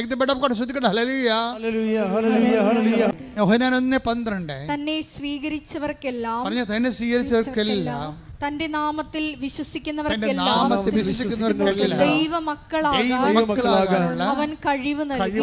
കൈയടിച്ച് സ്തുതിക്കട്ടെ. അത് സിമ്പിൾ ഫോർമുലയാണ് പരിശുദ്ധാത്മാവ് നിറയാൻ വേണ്ടി നൽകുന്നത്. അതാണ് നടപടി പുസ്തകത്തിന്റെ 2:38 പത്രോസ് പറഞ്ഞു നിങ്ങൾ പശ്ചാത്തപിക്കുവിൻ, പാപമോചനത്തിനായി എല്ലാവരും യേശുക്രിസ്തുവിന്റെ നാമത്തിൽ സ്നാനം സ്വീകരിക്കുവിൻ. പരിശുദ്ധാത്മാവിന്റെ ദാനം നിങ്ങൾക്ക് ലഭിക്കും. അപ്പൊ ഈ സ്നാനം എല്ലാവർക്കും സ്വീകരിക്കാൻ പറ്റുമോ? നിങ്ങൾക്കിപ്പോൾ സ്നാനം സ്വീകരിച്ചു കഴിഞ്ഞാൽ ഉടനെ അതൊരു മതപരിവർത്തനമായിട്ട് മാറും. സ്വാഭാവികമായിട്ട് ആ റിസ്ക് ഒക്കെ എടുത്തിട്ട് സ്വന്തമായിട്ട് സ്വീകരിക്കുന്ന ആൾക്കാരുണ്ട്. ആ വിഷയം നമുക്ക് നമ്മളുടെ പെർസ്പെക്റ്റീവിൽ ലക്ഷ്യങ്ങൾ വരുന്ന വിഷയമല്ല. പക്ഷേ നമ്മുടെ ലക്ഷ്യങ്ങൾ വരുന്ന ഒരു വിഷയമുണ്ട്. എന്താ വിഷയം എന്ന് വെച്ച് കഴിഞ്ഞാൽ, ഈ സ്നാനം നമുക്ക് പള്ളിയുടെയും മതത്തിൻ്റെയും ഭാഗമല്ലാതെ ഒരു പൊതു സ്നാനമായിട്ട് സ്വീകരിക്കാൻ പറ്റും. എങ്ങനെയാണ്? നമുക്ക് പരിശുദ്ധാത്മ കിട്ടുകയല്ലേ പ്രധാനപ്പെട്ട വിഷയം. പരിശുദ്ധാത്മ നിത്യയുടെ മുദ്രയല്ലേ നമ്മുടെ ഉള്ളത്. അപ്പോൾ നമുക്ക് എന്താ ചെയ്യാൻ പറ്റണത്? ഈ സ്നാനം എന്ന് പറയണത് എന്താ? കർത്താവ് എന്താ പറഞ്ഞിരിക്കുന്നത്? 12:50 എടുത്തേ. ലൂക്ക 12:50. എനിക്ക് ഒരു സ്നാനം സ്വീകരിക്കാനുണ്ട്. പറഞ്ഞ എന്താണ്? എനിക്ക് ഒരു സ്നാനം സ്വീകരിക്കാനുണ്ട്. അത് നിവൃത്തിയാവുകയോളം ഞാൻ എത്ര ഞെരുങ്ങുന്നു. അപ്പം കർത്താവ് പറഞ്ഞ സ്നാനം ഏതാണ്? ആ ഭാഗത്ത് പറഞ്ഞിരിക്കുന്ന സ്നാനം ഏതാണ്? കർത്താവിൻ്റെ പീഡാസഹനങ്ങളാണ്. ഈ പീഡാസഹനങ്ങളെ ഈശോ എന്തെന്നാണ് വിളിക്കണത്? സ്നാനം എന്നാണ് വിളിച്ചിരിക്കുന്നത്. പീഡിയ. ഈ സ്നാനം നിൻ്റെ കുടുംബത്തിലെ പീഡാസഹനങ്ങൾ, നിൻ്റെ കുടുംബത്തിൻ്റെ രോഗമാകാം, നിൻ്റെ കുടുംബത്തിൻ്റെ ചിലപ്പോൾ നിരാകരിക്കപ്പെട്ട അവസ്ഥയാകാം, നീ കടന്നു പോകുന്ന എല്ലാ മേഖലയിലൂടെയും കർത്താവ് കടന്നു പോയതാണ്. ക്രിസ്തുവിനെ സ്വീകരിക്കുക എന്ന് വെച്ച് കഴിഞ്ഞാൽ നീ കടന്നു പോകുന്ന എല്ലാ മേഖലകളും കടന്നുപോയ കർത്താവിനെ, നിൻ്റെ പീഡാസകരങ്ങളെ ക്രിസ്തുവിൻ്റെ നാമത്തിൽ നിൻ്റെ ജീവിതത്തെ നീ സമീപിക്കുകയാണ്. അപ്പോൾ നിൻ്റെ ചിലപ്പോൾ കാരണം കൂടാതെ വെറുത്ത് കാണാം. ഇപ്പോൾ ഭർത്താവ് അല്ലെങ്കിൽ ഭാര്യ ഈ കാലത്ത് ഏറ്റവും കൂടുതൽ കാരണം കൂടാതെ വെറുക്കപ്പെടുന്നത് എന്താ? ഏറ്റവും കൂടുതൽ ഒരു കാരണമില്ലാതെ വെറുക്കപ്പെടുന്ന ഒത്തിരി സാഹചര്യങ്ങളുണ്ട്. ചില കാരണങ്ങൾ പരസ്യമാകാം, ചില കാര്യങ്ങൾ രഹസ്യമാകാം. എല്ലാം മുതലെടുപ്പാണെന്ന് മനസ്സിലാക്കിയാൽ മതി. കാരണം കൂടാതെ നിന്നെ വെറുക്കും. നീ നോക്കുമ്പോൾ കാരണമൊന്നുമില്ല. നിൻ്റെ ഭർത്താവ് നിന്നെ വെറുക്കാൻ കാരണമൊന്നുമില്ല. ബൈബിളിലുണ്ട് കാരണം കൂടാതെ അവൻ വെറുക്കപ്പെട്ടെന്ന്. നീ കാരണം കൂടാതെ വെറുക്കപ്പെട്ടിരിക്കെങ്കിലേ, ഇപ്പം നിൻ്റെ ഭർത്താവ് അല്ലെങ്കിൽ നിൻ്റെ ഭാര്യ സ്വിറ്റ്സർലൻഡിൽ നിന്ന് വന്നിട്ട് പിന്നെ നിൻ്റെ വീട്ടിൽ വരണില്ല, അവളുടെ വീട്ടിൽ പോയിരിക്കുകയാണ്, കാര്യം ചോദിച്ചിട്ട് പറയണമില്ല. അപ്പം നീ വന്ന് എന്നോട് ചോദിക്കുക, അച്ഛാ കാര്യം എന്താണ് അച്ഛാ? ഞങ്ങൾ തമ്മിൽ ഒരു പ്രശ്നമില്ല എന്നല്ല അച്ഛാ. എന്നിട്ട് അവളെന്താ എൻ്റെ ഫോൺ എടുക്കാത്തതെന്ന് എന്നോട് ചോദിക്കും. ഞാൻ അതിൻ്റെ ഉടമ്പടി കറക്റ്റാണെങ്കിൽ ഞാൻ പറയാം അവളെന്താ ഫോൺ എടുക്കാത്തതെന്ന്. അവൾ ഉടമ്പടി കറക്റ്റാണെന്ന് നോക്കും ആദ്യം. ഞാൻ പേപ്പർ നോക്കും, കറക്റ്റ് ചെയ്യും. അപ്പം ചില സമയത്ത് നമ്മൾ തെറ്റിദ്ധരിക്കപ്പെടും. ഭാര്യയാകാൻ തെറ്റിദ്ധരിക്കണത് ഭർത്താവുമാകാം. പക്ഷെ നീ അത് കർത്താവിൻ്റെ നാമത്തിലാണ് എടുക്കണമെങ്കിൽ അവർ കാരണം കൂടാതെ എന്നെ വെറുത്ത് ശ്രുതികട ഹല്ലേലൂയ ഹല്ലേലൂയ പ്രൈസ് ദി ലോർഡ്. അപ്പോൾ ഇതുപോലെ ഉണ്ടാകുന്ന വ്യത്യസ്തങ്ങളായ അനുഭവങ്ങൾ നിൻ്റെ രോഗമാകാം. ഇപ്പം നമ്മുടെ രോഗങ്ങളാണ് അവൻ ചുമന്നത് എന്ന് പറയുന്നത്. നമ്മുടെ പാപങ്ങളാണ് അവൻ ചുമന്നത്. നമ്മുടെ ഭാരങ്ങളാണ് അവൻ വഹിച്ചത്. ഐസയ 53:7 ഇല്ലേ? ഇങ്ങനെ ജീവിതത്തിൻ്റെ ഓരോ കഷ്ടപ്പാടുകൾ, ഭാരങ്ങൾ, തെറ്റിദ്ധാരണകൾ, സംശയങ്ങൾ, നമ്മൾ അനുഭവിക്കുന്ന മാനസിക സംഘർഷങ്ങൾ, when you take the name of Jesus Christ U receive Jesus. നിങ്ങൾ കർത്താവിൻ്റെ നാമത്തിലെടുത്താൽ കർത്താവിനെ സ്നാനപ്പെടുന്ന പോലെയാകും. മനസ്സിലായില്ലേ? നിൻ്റെ വേദന, നിൻ്റെ രോഗം, നിൻ്റെ പീഡ, നീ അനുഭവിക്കുന്ന തെറ്റിദ്ധാരണ, നീ അനുഭവിക്കുന്ന സംശയ രോഗങ്ങൾ, അത് നിൻ്റെ കർത്താവിൻ്റെ നാമത്തിൽ ഞാൻ സ്വീകരിക്കണം എന്ന് പറഞ്ഞാൽ നോ കംപ്ലൈൻറ്റ്. പിന്നെ കംപ്ലൈൻറ്റ് ഉണ്ടാകാൻ പാടില്ല. കർത്താവിൻ്റെ നാമത്തിൽ സ്വീകരിക്കണം എന്ന് പറഞ്ഞാൽ അവനിട്ട് പോയി ചവിട്ടരുത് നീ. പക്ഷേ കർത്താവിൻ്റെ നാമത്തിൽ സ്വീകരിക്കണം എന്ന് പറഞ്ഞാൽ പിന്നെ ഉടനെ മരിയൻ ഫോർമാറ്റിലേക്ക് നിൻ്റെ ജീവിതം ക്രമീകരിക്കും. എന്താണ്? അമ്മയ്ക്ക് കിട്ടിയ എല്ലാ സഹനങ്ങളും ദൈവത്തിൻ്റെ നാമത്തിൽ സ്വീകരിക്കുന്ന കാരണം അമ്മ പിന്നെ എന്ത് ചെയ്യും? ഹൃദയത്തിൽ സംഭരിക്കും, മിണ്ടത്തില്ല. ഈ അക്കൗണ്ടിലേക്ക്, മരിയൻ അക്കൗണ്ടിലേക്ക് ഇത് കരി ഓവർ ചെയ്യുമ്പോൾ ശ്രദ്ധിക്കേണ്ട കാര്യം മൗനമാണ്. പറഞ്ഞ മനസ്സിലായില്ലേ? നിൻ്റെ ഭർത്താവ്, നിൻ്റെ ഭാര്യ, അത് നിൻ്റെ അയൽവാസി, നിൻ്റെ ബന്ധുക്കൾ നിന്നെ വിഷമിപ്പിക്കുകയോ ഞെരുക്കുകയോ മനഃപൂർവ്വം ഏഷണി, പക, പരദൂഷണം നിന്നെ വിഷമിപ്പിക്കുകയും നിൻ്റെ വളർച്ചയെ മുരടിപ്പിക്കുകയും ചെയ്താൽ, when you take it in the name of Jesus Christ, you have baptized in the name of Jesus Christ. അത് നിൻ്റെ കർത്താവിൻ്റെ നാമത്തിൽ സ്വീകരിച്ചാൽ നീ യേശുവിൻ്റെ നാമത്തിൽ സ്നാനമേൽക്കുകയാണ്. യേശുവിൻ്റെ നാമത്തിൽ സ്നാനസ്ഥാനത്തിൻ്റെ ശരീരഭാഷ എന്താണ്? മൗനമാണ്. അവിടെ കിടന്ന് കാറകൂ വരാം. അമ്മയുടെ ജീവിതം നിത്യജ്ഞാനസ്ഥാനത്തിൻ്റെ ജീവിതമാണ്. എന്താ കാര്യം? എല്ലാ സഹനങ്ങളിലും ദൈവം സ്നാനപ്പെടുത്തുന്ന സമയമാണെന്ന് മനസ്സിലാക്കിക്കൊണ്ട് അമ്മ ഹൃദയത്തെ സംഗ്രഹിച്ച് മൗനമായിരിക്കും. ദൈവമല്ലേ കർത്താവ് നിന്നോട് സംസാരിക്കുകയാണ്. ഇപ്പോൾ എന്താ സംസാരിക്കണത്? നിൻ്റെ ജ്ഞാനസ്ഥാനങ്ങളിലെ നീ മൗനമായിരുന്നു കൊണ്ട് അമ്മയുടെ മധ്യസ്ഥത്തിലെ ഈശോ നിന്നെ രൂപപ്പെടാൻ വേണ്ടി കർത്താവിൻ്റെ നാമത്തിൽ നീ ഈറ്റുന്നോ അനുഭവിക്കാൻ വേണ്ടി ശ്രദ്ധിക്കട്ടെ.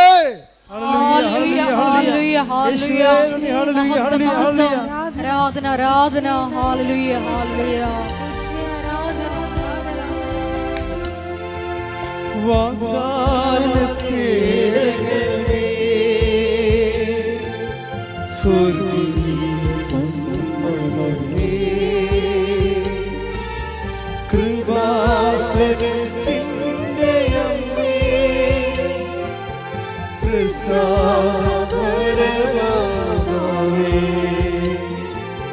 വാഗ്ദാനമേകിടണമേ, സ്വർഗ്ഗീയമേ, കൃപാസനത്തിൻ്റെ അമ്മേ, പ്രസാദപരമാതാവേ. പരിശുദ്ധ പരമ ദിവ്യകാരുണ്യത്തിന് ആരാധനയും സ്തുതിയും പുകഴ്ചയും ഉണ്ടായിരിക്കട്ടെ. എൻ്റെ പ്രിയപ്പെട്ടവരെ, എന്താണ്? നിങ്ങൾ പശ്ചാത്തപിക്കുവിൻ, പാപമോചനത്തിനായി യേശു ക്രിസ്തുവിൻ്റെ നാമത്തിൽ സ്നാനമേൽക്കുവിൻ. അപ്പം നിങ്ങളുടെ സഹനങ്ങളാകുന്ന ജ്ഞാനസ്നാനത്തിന് പാപത്തെ മോചിപ്പിക്കാനുള്ള കഴിവുണ്ട്. സഭയിൽ കവദാസ ജീവിതമില്ലാത്ത കഴിക്കാത്തവരെ അച്ഛൻ്റെ വചനങ്ങൾ നിങ്ങൾക്ക് വേണ്ടി ഈശോ സംസാരിക്കണമെന്ന് നിങ്ങൾ മനസ്സിലാക്കണം. എന്തെങ്കിലും പാപങ്ങൾ കുമ്പസാരിക്കാൻ പറ്റാത്ത സാഹചര്യമാണ് നിങ്ങൾക്കുള്ളത്, പക്ഷേ നിങ്ങൾക്ക് പാപാവസ്ഥയുണ്ട്. നിങ്ങൾ എന്താ ചെയ്യേണ്ടത്?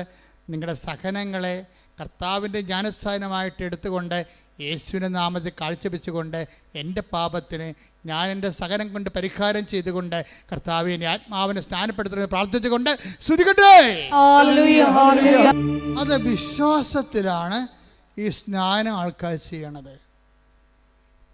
നമ്മുടെ സങ്കടങ്ങളെ, നമ്മുടെ ക്ഷതങ്ങളെ മാനസികമായി ശാരീരികമാകാൻ അത് നമ്മൾ കർത്താവിൻ്റെ നാമത്തിൽ ഏറ്റെടുത്ത് കഴിയുമ്പോൾ നീ ഒരു സഹനത്താൽ ആത്മീയ സ്നാനം പ്രാപിച്ചുകൊണ്ട് കർത്താവിൻ്റെ ആത്മാവിനും അനുഗ്രഹത്തിനും നീ അവകാശിയായി മാറുന്നെന്നാണ് ഇപ്പോൾ നൽകിക്കൊണ്ടിരിക്കുന്ന ഉപദേശങ്ങൾ. കഴിഞ്ഞ ദിവസങ്ങളുടെ സാക്ഷിയുണ്ടായി. അവിടെ സാക്ഷി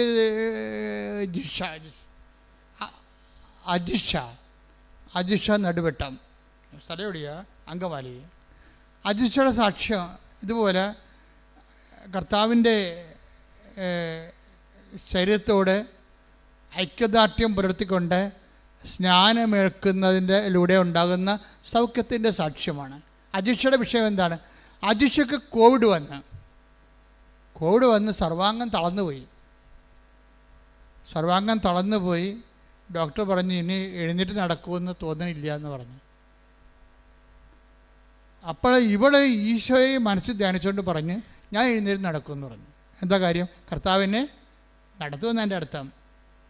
ഏത് സഹനങ്ങൾ വരുമ്പോഴും ക്രിസ്തുവിനെ മാറ്റി അത് ആ അക്കൗണ്ടിലേക്ക് ക്യാരി ഓവർ ചെയ്യണം. കണ്ടില്ല, അവളുടെ കോവിഡ് തളർവാദത്തെ കർത്താവിൻ്റെ നാമത്തിലേക്ക് അവളെ മാറ്റിയിട്ട് അത് സ്നാനമായിട്ട് ഏൽക്കുകയാണ്. അങ്ങനെ അവൾ അത് പറഞ്ഞോടുകൂടി വടി കുത്തിപ്പിടിച്ചിരുന്നേക്കാൻ പറ്റുന്ന കണ്ടീഷനില്ല ആൾ ഓൺലൈൻ ഉടമ്പടി ചെയ്ത ശേഷം ഇവിടെ വന്ന് അവളുടെ ഫ്രണ്ടാണ് ആദ്യം ഉടമ്പടി എടുക്കുന്നത് ഇവർക്ക് വേണ്ടി. അപ്പോഴാണ് ഇവൾ വടി കുത്തിപ്പിടിച്ച് എഴുന്നേക്കുന്നത്. ഈ വടിയും കുത്തിപ്പിടിച്ചുകൊണ്ട് ഇവിടെ വന്ന് ഭർത്താവ് ഉണ്ടായിരുന്നു കൂടെ. ഭർത്താവിന് ഇതിലൊന്നും വിശ്വാസമില്ല. അപ്പോൾ വടിയും കുത്തിപ്പിടിച്ച് ഇവിടെ ഇരുന്ന് വന്നപ്പോഴേ ഇവിടെയുള്ള ആൾക്കാരെല്ലാം പറഞ്ഞ് നടക്കത്തില്ല, 3-ാം നിലയിലാണ്. കാര്യം വടിയും കുത്തിപ്പിടിച്ചല്ലേ, ഭയങ്കര വേദനയാണ്, മുട്ടിനും സന്ധ്യബന്ധങ്ങൾക്കെല്ലാം വേദനയാണ്. ഈ വേദനയാണ് ഇവളെ കർത്താവിൻ്റെ പേരിൽ ഏറ്റെടുത്തിട്ട് സ്നാനമാക്കി മാറ്റണത്. അപ്പോൾ ഇവളുടനെ അവിടെ പറഞ്ഞ് വടിയും കുത്തിപ്പിടിച്ചാണെങ്കിലും ഞാൻ മോളിൽ പോയി ഉടമ്പടി ധ്യാനം കൂടുമെന്ന് പറഞ്ഞു. അവിടെയാണ് വിഷയം. അതാണ് വിശ്വാസം ഉണ്ടെന്ന് പറഞ്ഞൊരു കാര്യമില്ല, വിശ്വാസം പ്രകടിപ്പിക്കണം.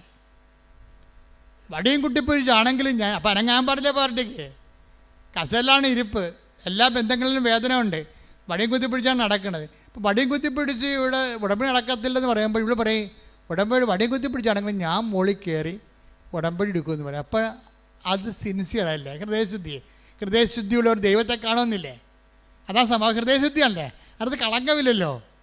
എന്തെങ്കിലും മുതലാക്കാൻ വേണ്ടി വരികയല്ല, ഉള്ളത് വിശ്വാസത്തിൻ്റെ പ്രഖ്യാപിക്കാൻ വേണ്ടി ദൈവത്തിൻ്റെ മുമ്പിൽ അവൾ സത്യസന്ധതയാണെന്ന് തെളിയിക്കാൻ വേണ്ടി കിട്ടിയ അവസരം അവൾ ഉപയോഗിക്കുകയാണ്. അവൾ വടിയും കുത്തിപ്പിടിച്ച് ഇങ്ങനെ മുടന്തി മുകളിൽ കയറിയ ശേഷം ഉടമ്പടിയുടെ കാര്യങ്ങളൊക്കെ ചെയ്ത ശേഷം താഴെ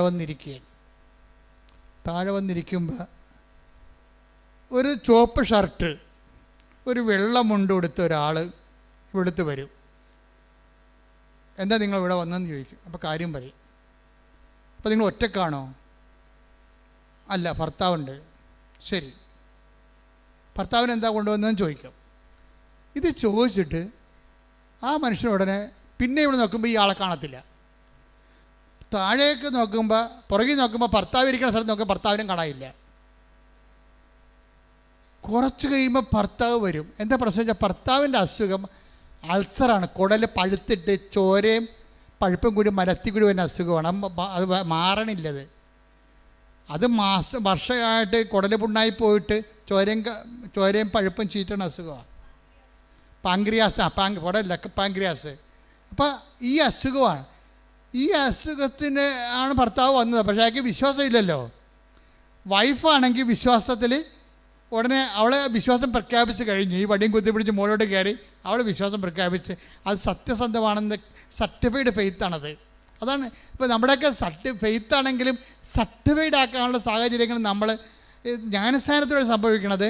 നമ്മുടെ വേദന, കഷ്ടപ്പാട് വിശ്വാസം പ്രഖ്യാപിച്ച് ഈശോയുടെ നാമത്തെ ആക്കിക്കെടുത്തു കഴിഞ്ഞാൽ ഉടനെ ആത്മാവം ലഭിക്കും. അപ്പോൾ അത് സർട്ടിഫൈഡ് ആകും. ഇവിടെ ഫെയ്ത്ത് സർട്ടിഫൈഡ് ആയി കഴിഞ്ഞപ്പോഴാണ് ഈ സംഭവം നടക്കുന്നത്. ഇയാൾ നിൻ്റെ ഭർത്താവ് നിൻ്റെ കൂടെ ഉണ്ടോ എന്ന് ചോദിച്ചില്ല. തിരിഞ്ഞു നോക്കുമ്പോൾ ഭർത്താവിനെ കാണാനില്ല. ഭർത്താവിന് ആ സമയത്ത് സംഭവിച്ചത് എന്താണ്? പെട്ടെന്ന് ഒരു വേദന വന്നിട്ട് ഇവൻ ബാത്റൂമിൽ പോയി. തിരിച്ചു വന്നിട്ട് ഇവൻ സന്തോഷത്തോടെ വരണത്. കാര്യം ബാത്റൂമിൽ വെച്ച് അവന് ഇതെല്ലാം പഴുപ്പും ചോരയും എല്ലാം പോയി കഴിഞ്ഞപ്പോൾ അവൻ ജീവിതത്തിൽ ഒരിക്കലും അനുഭവിക്കാത്ത ഒരു സന്തോഷം. എന്നുവെച്ചാൽ ഈ രോഗം സുഖപ്പെട്ടത് അവൻ്റെ ശരീരത്തിൽ അവന് ഫീൽ ചെയ്യും. അത് ഫീൽ ചെയ്യും. അപ്പോഴവ അവൻ്റെ പേര്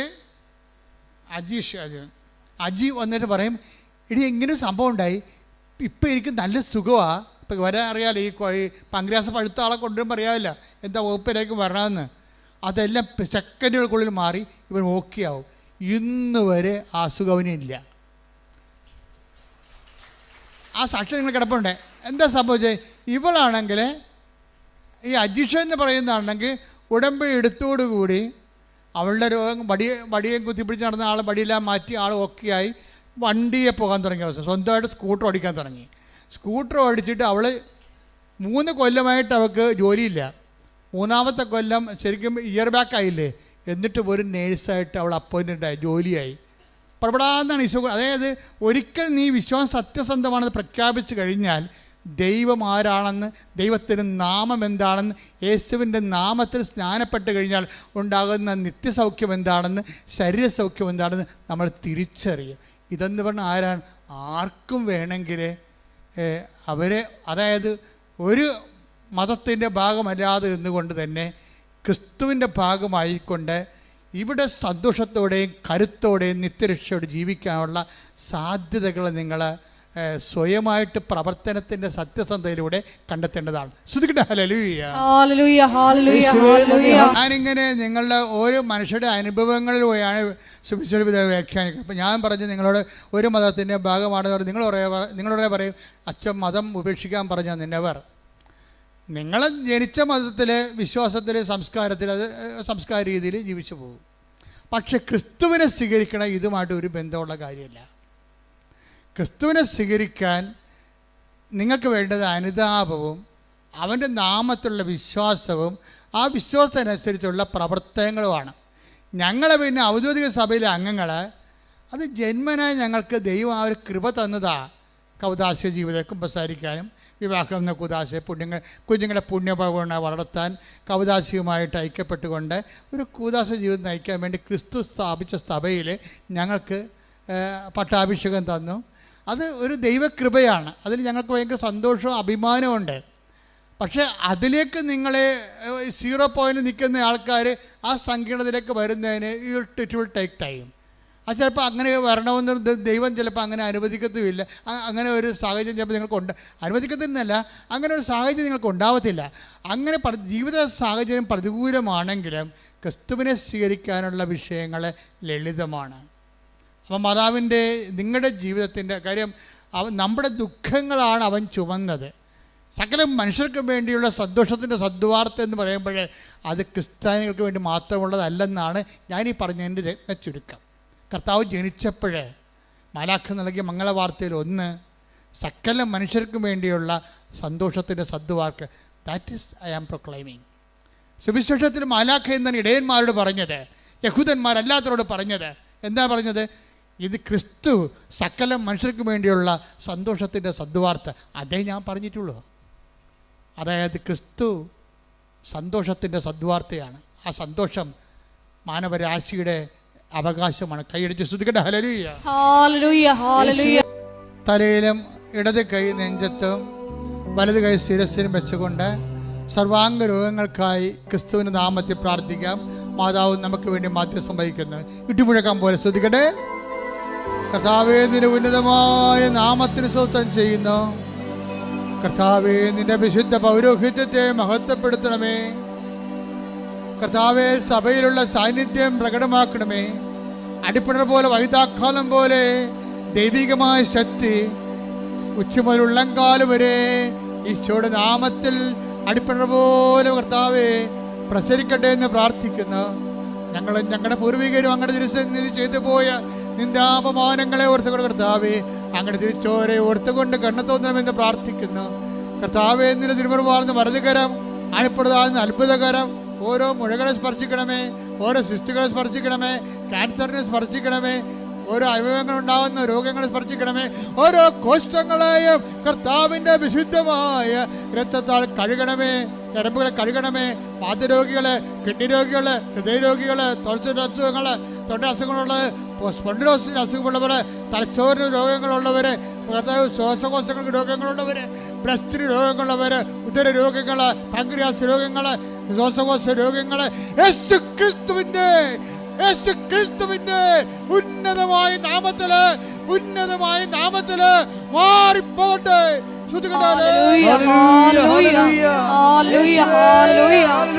എല്ലാ രോഗങ്ങളും സുഖപ്പെട്ടുകൊണ്ട് അങ്ങയുടെ നാമത്തെ ഈ ആരാധനയിലൂടെ വീണ്ടും വീണ്ടും മഹത്വപ്പെടുത്തണമേ. ഹല്ലേലൂയ. സുഖമായി എന്റെ ഉള്ളം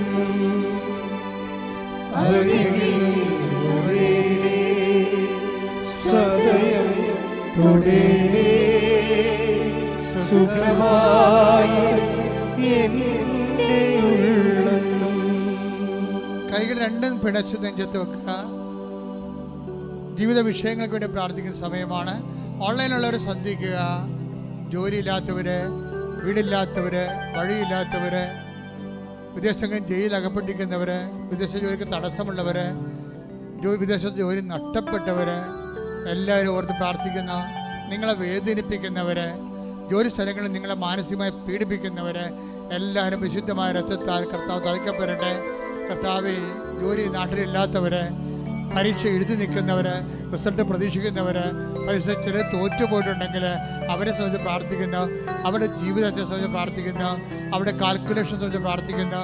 ജീവിതത്തിൻ്റെ ഓരോ വിഷയങ്ങളിൽ ഒരു തീരുമാനം എടുക്കാനുള്ളവർ പ്രത്യേക ഡേറ്റുകൾ ഓർക്കുക. ഈ മാസം കടന്നു പോകേണ്ട, ഈ ആഴ്ചയിൽ കടന്നു പോകേണ്ട പ്രധാനപ്പെട്ട ഡേറ്റുകൾ ഓർക്കുക. പരീക്ഷാ ഡേറ്റുകൾ, ഇൻ്റർവ്യൂ ഡേറ്റുകൾ, യാത്രാ ഡേറ്റുകൾ, രജിസ്ട്രേഷൻ ഡേറ്റുകൾ, ജപ്റ്റ് ഡേറ്റുകൾ, എല്ലാ ഡേറ്റുകളും സമർപ്പിക്കട്ടെ. അശുദ്ധമായ സ്തുതിക്കട്ടെ. മക്കളില്ലാത്തവർ, ഗർഭിണികൾക്ക്, ഗർഭത്തെ ശിശുവിന് രോഗങ്ങളുള്ളവർ, ഗർഭിണികൾക്ക് പലതരത്തിലുള്ള വൈകല്യങ്ങൾ, തകരാറുള്ളവർ പ്രാർത്ഥിക്കട്ടെ. മക്കളില്ലാത്തവർ പ്രാർത്ഥിക്കട്ടെ. കുടുംബ തകർച്ചയുള്ളവർ പ്രാർത്ഥിക്കട്ടെ. ഡൈവേഴ്സ് രാജ്യത്ത് പ്രാർത്ഥിക്കട്ടെ. കോടതി കേസുള്ളവർ പ്രാർത്ഥിക്കട്ടെ. ഇടിമുഴക്കം പോലെ സ്തുതിക്കട്ടെ. ഹല്ലേലൂയ. എല്ലാ ജീവിത ദുരിതങ്ങളും തടസ്സങ്ങളും നീങ്ങിപ്പോയിക്കൊണ്ട് ഈശോയുടെ നാമത്തെ ഈ ആരാധനയിലൂടെ വീണ്ടും വീണ്ടും മഹത്വപ്പെടുത്തണമേ. ഹല്ലേലൂയ. എല്ലാവരും മുട്ടേന്നിക്ക. മരിയൻ ഉടമ്പടിയിലൂടെ പ്രഭാതത്തിൽ അങ്ങ് ഞങ്ങളോട് കാണിക്കുന്ന കാരുണ്യത്തിനും രാത്രിയിൽ പ്രദർശിപ്പിക്കുന്ന വിശ്വസ്തതയ്ക്കും നന്ദി പറയുന്നു. അനുദപിച്ച് സുവിശേഷത്തിൽ വിശ്വസിച്ചുകൊണ്ട് ദൈവ കൃപ കരയേറ്റുവാൻ ഞങ്ങളെ ഓരോരുത്തരെയും ഇടയാക്കണമേ എന്ന് പ്രാർത്ഥിച്ചുകൊണ്ട് ശിരസ് നമിച്ച് നമുക്ക് ദിവ്യകാരുണ്യനാഥൻ്റെ ആശീർവാദം സ്വീകരിക്കാം.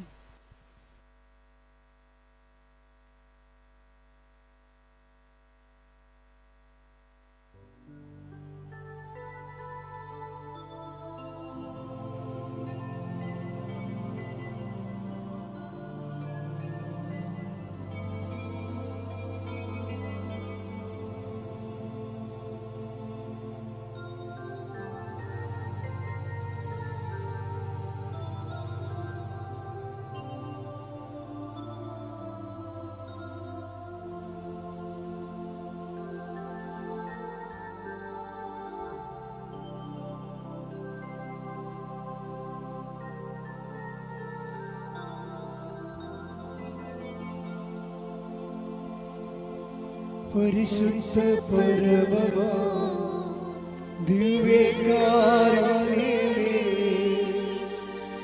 എന്നുമെന്നും അങ്ങേയ്ക്കാരാധന. പരിശുദ്ധ പരമമാ ദിവ്യകാരുണ്യമേ എന്നുമെന്നും അങ്ങേയ്ക്കാരാധന. പരിശുദ്ധ പരമമാ ദിവ്യകാരുണ്യമേ